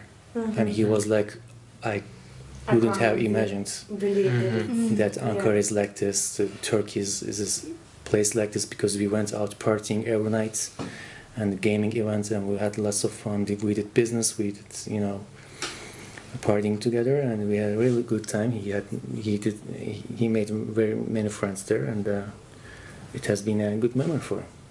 So I don't know, it's really hard. I mean, something opposite might happen to you. You might just encounter a militant and but that's the but I believe it's connected. I mean, there's many things to unravel, right? I know, it's just it's hard. But also I want to finish my story. I just talk too much, please. Take the charger in the meantime because it's going to... Yeah, because it is important. If I'm given a chance, why not? It's time. I kept it so long. That is mentioned actually pulls you into another discussion. And then it's like, But I take issue with the fact, because I believe we often tend to assume malice when there's no malice. You know what I mean? Like what this professor was, how he was talking about Turkey, I don't believe he was necessarily, he had a bad intention towards Turkey, but he was ignorant. You know what I mean? And those are very different things. Because, I mean, he was maybe just, he didn't have any real experience. He was saying something stupid, but it wasn't an act where he was intentionally trying to doing something against you. You know, the rest of my story. Okay, and then he's just the only single person, maybe, but you will understand that it wasn't only limited with him. Okay, then I will listen to that as well. Yeah. Because also the reporting towards Turkey, I don't think that many have have malice towards Turkey, but they have no idea what's really happening. They just read a few news bites what they can get, and as we know, news bites are getting less and less reliable. It's not free. And so there's not an element of malice involved, but it ends up with negative results. But nobody really tried to produce something negative, but it ended up because of external factors. And I'm not trying to rid people of their personal responsibility, but in a world that is more and more complex, you know. But was it necessary to point out some countries like that as if they are really barbars or something in the middle of our classroom? That you have to ask him, not me, because I'm not the lecturer. I don't know what he was. I don't even know what the lecture was about or what the topic was. Maybe he was talking about regimes that he perceived. You know, and maybe then he brings up, okay, this is a negative candidate. If it's right or wrong, it's another thing, but I don't know the context in which it happened. The context was correct. So the year was 2006, so right after the Turkey, so cute. He's very talkative and he fell asleep and now he woke up again. Full with energy. So the year was 2006. When this events happened when I was studying ULB. When the comment happened. Yes. So 2005, Turkey selected as a candidate in a good period. Good period. So the way I arrived here was really like I collected my own money. My family didn't really motivated me or encourage me to come here. And I'm the only child, so they told me that we want you, you stay here, you don't go. They want to keep you yeah, close. they wanted to keep me, and they said that if you go out, we are not gonna help you. So you will be all alone. We are not gonna send you any money or financially supporting you. So I told to my parents that I need this, I want to do this, and I have a bachelor's degree on international politics. I want to discover more, and I want to start from Europe. So I was a pro-European, really admiring Europeans, you know, that level. So I started, it's very kind of them that they accepted me even though I wasn't speaking French. But then that was the first impression, like, okay, it's very strange. Why the Europeans love themselves so much? European Union, we are the best, we are this, we are that. I want to give you another second example, which is that the moment when I defined my thesis subject, which I envisioned 10 years later. So the topic was the Black Sea region, and is there any American impact before and after 11 September? So it's kind of a second degree comparison I have to do. They refused just because it's not a good title. And I said, yeah, but this is a subject that I want to work on. You know, it's gonna take my 1 year, and this is the subject. So please tell me, come to me with another argument. They said, change maybe, but Black Sea, it's not that important. Maybe it's not that important for you, but for me, it is important, and it is also. We need to bear in mind that I have to select a subject in which I speak the language. Which you can perform better. So I speak Turkish, I speak French, I speak English, so that I can really like cover up at least some of the countries there, and then I can really find my way out better. Very interesting. So that was the first fight. During the thesis, my thesis teacher was always there helping me, because it was my first time to understand how the Europeans thinks about the evolution of your exams. It's completely different than the Turkish system. Turkish system is really based on how much you memorize, how much you don't need to contribute anything. Everything is already contributed, so you don't have to search for the sources. Just learn and memorize. This is memorization. But here it's different. Here you need to learn many things in order to answer one question. One question was from different perspectives. You need to compare. Definitely.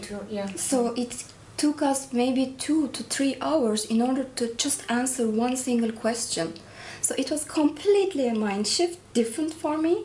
So I gave so much effort in order to adapt to the system. It's already very hard for a Turkish person to come here and tries to adapt, and moreover I'm a woman. It's very rare that one single woman comes here, and not with the Erasmus or something, really like she's so much into this. Organized and What happened?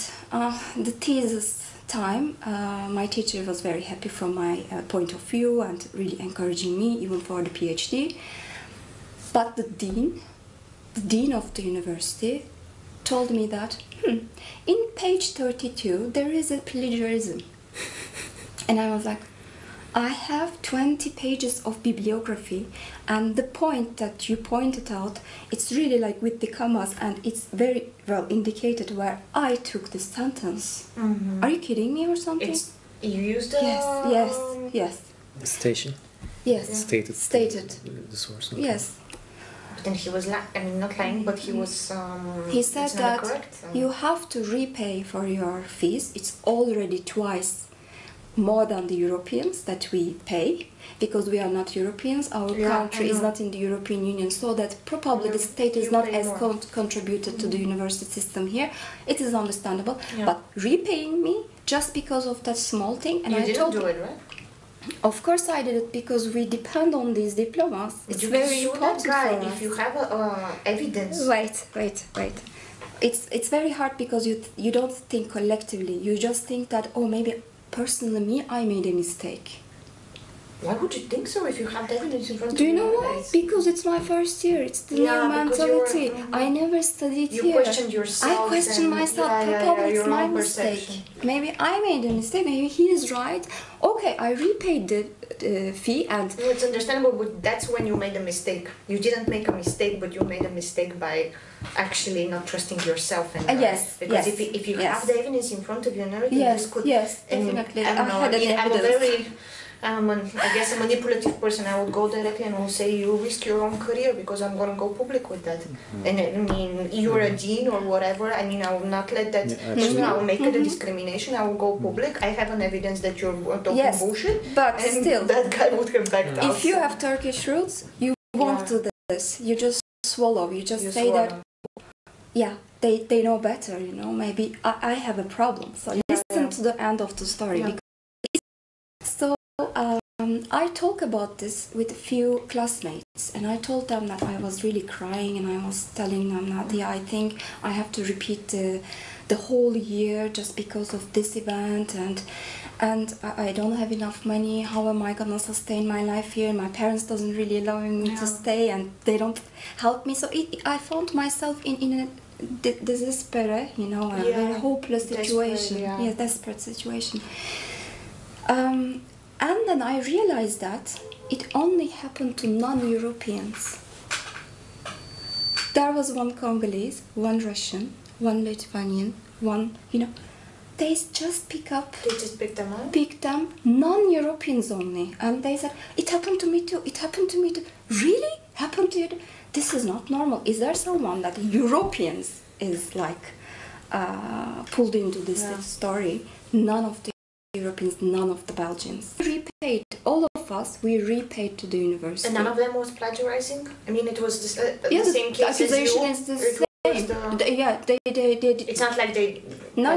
Okay. We didn't plagiarize anything. Just to make clear. And even though we plagiarized, let me tell you something. It is their duty to find the plagiarism and sometimes warn us. Because why do I see my supervisor if I do a mistake, he has to warn me that, oh, this is not a good way to, before that, if he had the text before that, I always sent my final version. Of course, but this is their job. If we made a wrong stuff, you know, the university has to warn us or kind of try to teach us better. At the same time, you know, 50-50, okay, it's my fault too, but I didn't do it in the other pages. Why suddenly it came up in that small page? It's really well done, and it's really like here. Maybe you didn't do it intentionally. We all paid our refees again because we were so much dependent on this diploma to find a job or to go back to our countries. You know how much we give importance to the external diplomas than our own diplomas. And I understand in some ways, yes, the education system is better in Europe. But what happened is that I felt myself like, okay, this is so injustice. So I have to do something against this because I don't find this ethical. And what can I do? In a personal level, because we couldn't really, even though we collect a letter or a signature, I don't think that it's gonna be making a great impact just because this person was a dean to whom I'm gonna complain to, you know, he is already the boss of the university. So what I did is that I started to work for NATO, and then I told my story to one of my friends, and one of my friends helped me by telling me that, okay, this person cannot be able to enter NATO anymore. It's finished. So it's like a personal vengeance. It's not true, I know that. But this injustice sometimes makes the people to take action in their own ways. Because if you cannot create a justice through courts or tribunals, etc., you really try to do it by your own limits. So, personally, I took my vengeance. He cannot lecture in NATO, he cannot go into NATO, and his NATO life finished. What happened to him? 5 years later, someone else accused the dean of making plagiarism, and he resigned. Oh, wow. So, I come to the point where there is a universal justice, at the end finds you back. Indeed. What you made the people to suffer. Indeed. And that's why, I mean... is it possible that the university just wanted to take money? Yeah, because they needed money? I mean, I'm not even sure it was exactly with the intentions of we're going to discriminate these people because we don't want them here. They just... Maybe they wanted to make money because they wanted to make money, and because situation. you pay like 3 times more than you were, which I don't think it's correct, by the way. I've never understood that. If you're accepted in the university, of course, I think we have to have more strict criteria of being accepted and just sending a letter or whatever. But I don't think that I have always been against that, and I don't understand it. It doesn't matter you're not an EU person. You're accepted in a European university because you're qualified enough, so you have to pay the price that I'm paying, and all of my other. I don't accept that, and I think that it might be that they wanted just to make money, and they were making money out of third world citizens the most. Of course. Which is again totally unethical and awful. And to be honest, I mean, you could, you see, if you leave things, sometimes fate, as you say, just bites you back on the ass, because what goes around comes around. I totally believe that. But in general, you could have made a big story out of it as well. You know, I think you could have, and it's not necessary, you know, and sometimes even putting your energy into things that on the first place are, you know, detrimental. Yes, but you're not European. Your card depends on this government. Your life depends on the diploma. It's true. You risk a lot. If I would be in that situation at that time, I would have done a better thing than just, you know. You risk, I understand. But I didn't want to risk my life. You just arrived. You don't have a support structure. Yes. I completely understand that. Yes, it's very tough. Yeah, absolutely. So can you imagine the person that they discriminated is... I became someone more nationalist thanks to all these...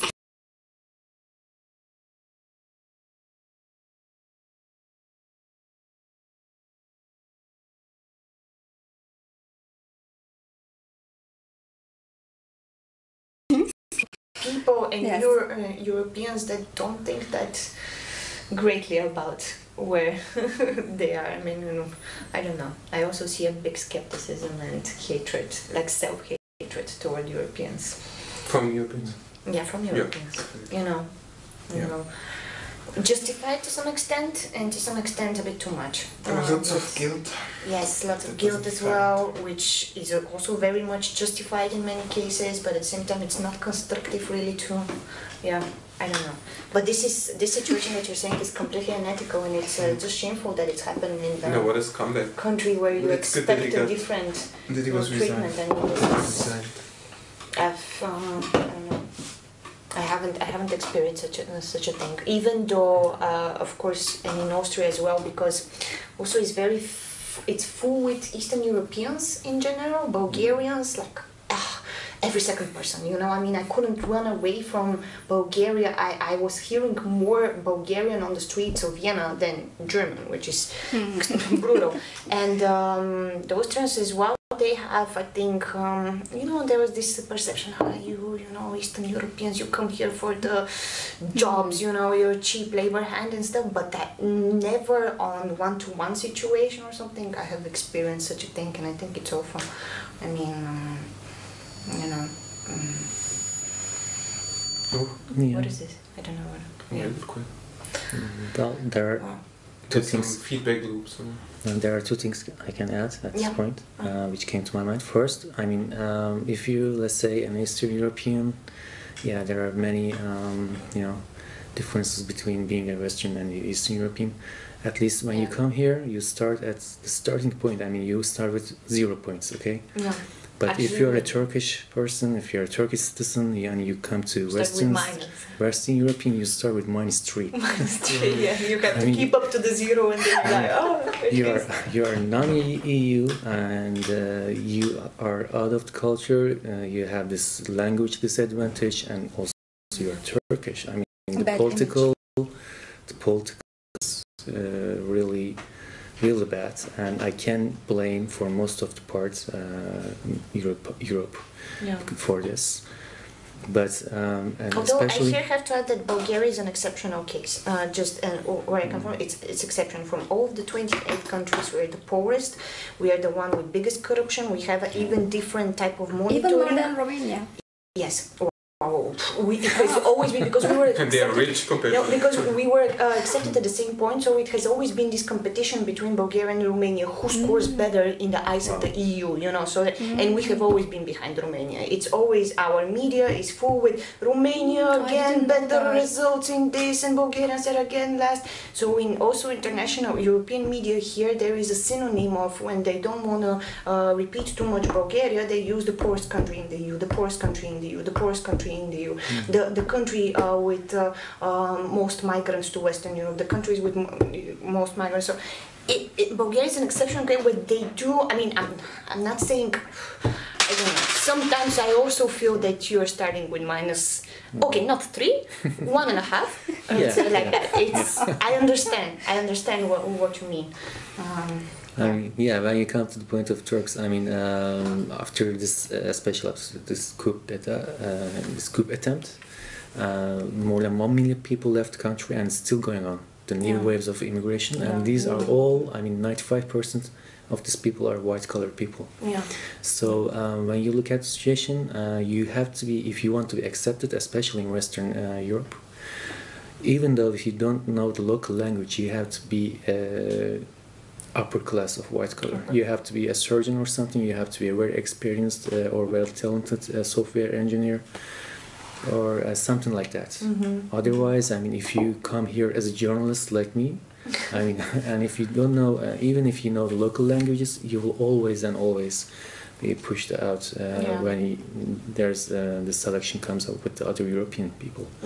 And most of the time, yes, when in terms of competition, you have a disadvantage also because, I mean, I am more than 30 and there are 25-year-olds who did their masters also, speak the local languages and study journalism, whatever.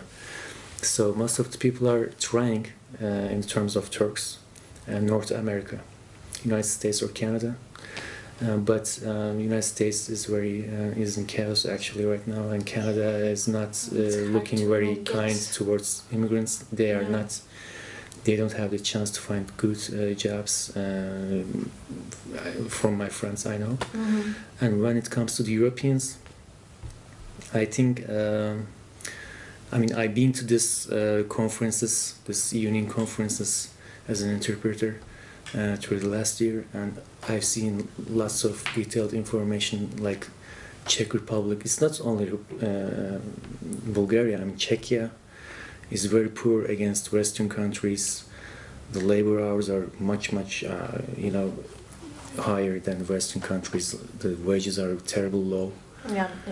Infrastructure, everything. I mean, Slovakia, Czech Republic, Romania, Bulgaria, and EU has lots of Hungary, things to do. Lots of things to do, definitely. Division. And too many people are suffering because of these indifferences, and they are facing discrimination. Not just Europeans, Europe's inside Europe, and also immigrants outside of Europe. There are just too many things to deal with. But I don't know, I think maybe you should create a platform to discuss this stuff. And I want to still say something a bit positive, that indeed there are so many things to be done, but I think that also in a way a lot has been that we have still reached some level of progress. I mean, I don't know, sometimes I feel also that we get so invested into more, you know, because they're pressing us from everywhere, and of course in general I think that intelligent people are problem solvers, so you focus on the problems, you know, and you seek for solutions, but then sometimes there is this amnesia that we get. I mean, now we try to make it like the United States, for example, you know, like different parts that are kind of, you know, each state is unique, you know, they have their own kind of culture, but then you can travel, you can find working areas, you have like a common language. I mean, and we're trying to do something similar out of Europe, which is not an easy job, you know, because we have such a heavy past. Each, you know, country and each culture is completely different. I mean,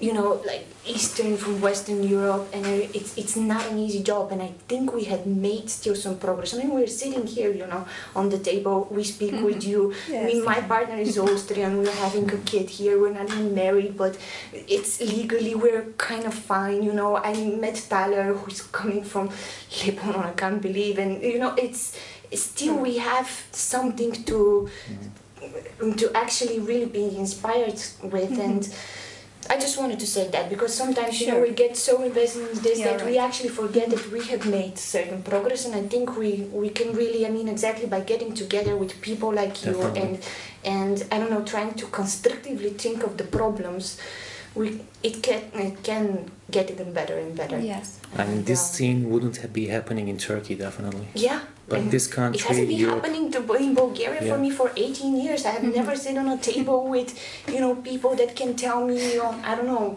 from so many kilometers away what's going on in their lives and everything. And since I'm here, I have been, I don't know, in the podcast as well. I mean, we had a South African. A guy from Liberia. Yeah, like from Liberia. Yeah, and we have you guys, and it's just been so interesting and amazing of the people that I have met, and we're still capable of having that. So there is a light that we really need to kind of spread, and free speech. That's part of it. Or constructive. Big part of it. Yes. Problem solving, you know. Yeah, exactly. That you can voice. What you're doing here, for instance, is very nice. Yeah. I mean, this series should go on for many years. Yeah, definitely. We'll create more, hopefully. We'll also create more, together. When we have our own studio, it will be a bit easier than doing it in the living room and in the kitchen. That's really the dream.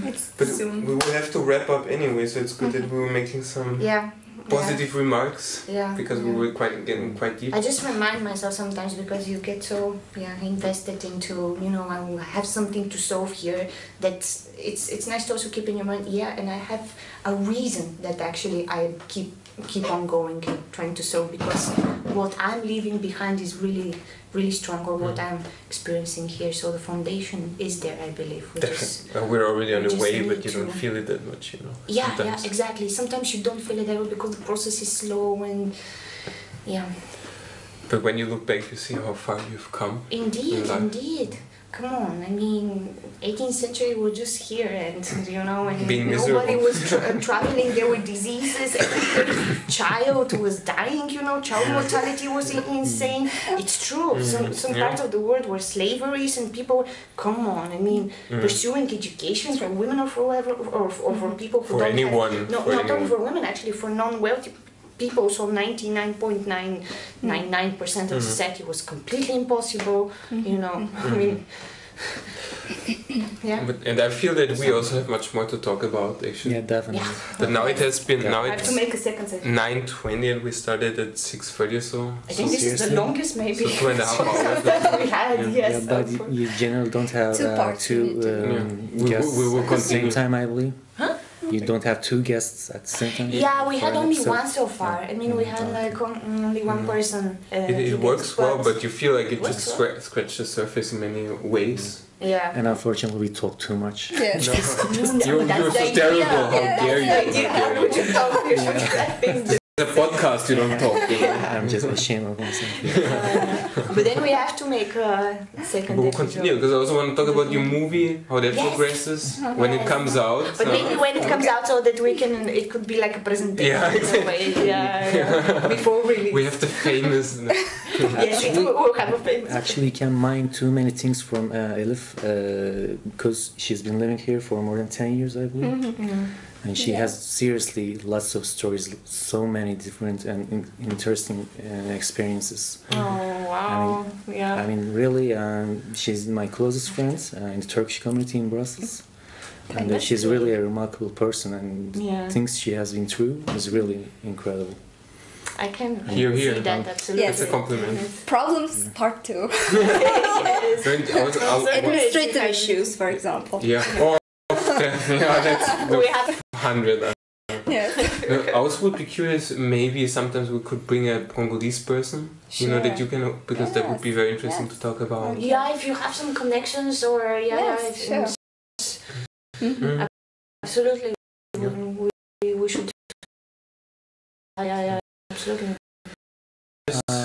It was very nice talking to you. I had a really nice time. Thank you very much. Oh, it's so nice having you. And I really hope to see the series go on for long years, or many years from now on. And I really believe that it's going to reach lots of people. Yeah. Close picture. Well, the most important is that I really had a great time talking to you guys. I mean, offline or online, like it's a benefit that we can share it online these days, but really the best is just, you know, like that we are able to discuss these things openly and, yeah, you know, sit together. And that's great. Yeah, I see that as a time capsule, you know. Because who knows, you know, what will happen in the future, but there's always like this 2 or 3 hour period that we save, you know, and who knows what will be in 10, 20 years. Yeah, absolutely. Or which ways we go. Maybe the planet will be destroyed, you know. Maybe by an intergalactic highway. You know, maybe it's already destroyed and we don't even realize it. We actually continued in some parallel. I have a short story that is similar. That then the world actually ended and we didn't realize, and it's a new sort of a shittier world that we just... Okay, metaphysics will also come. Yeah, metaphysics. AI, I really want to talk more about AI too. I mean, this is... Yeah, there are really very interesting issues, topics in AI. We can talk great things. Yesterday we watched a great movie, by the way. Yeah, it's a cool movie, by the way. A new movie that kind of had a twist. It had a good... It was nicely done, upgraded. And it's related again to AI. It's 2018 now.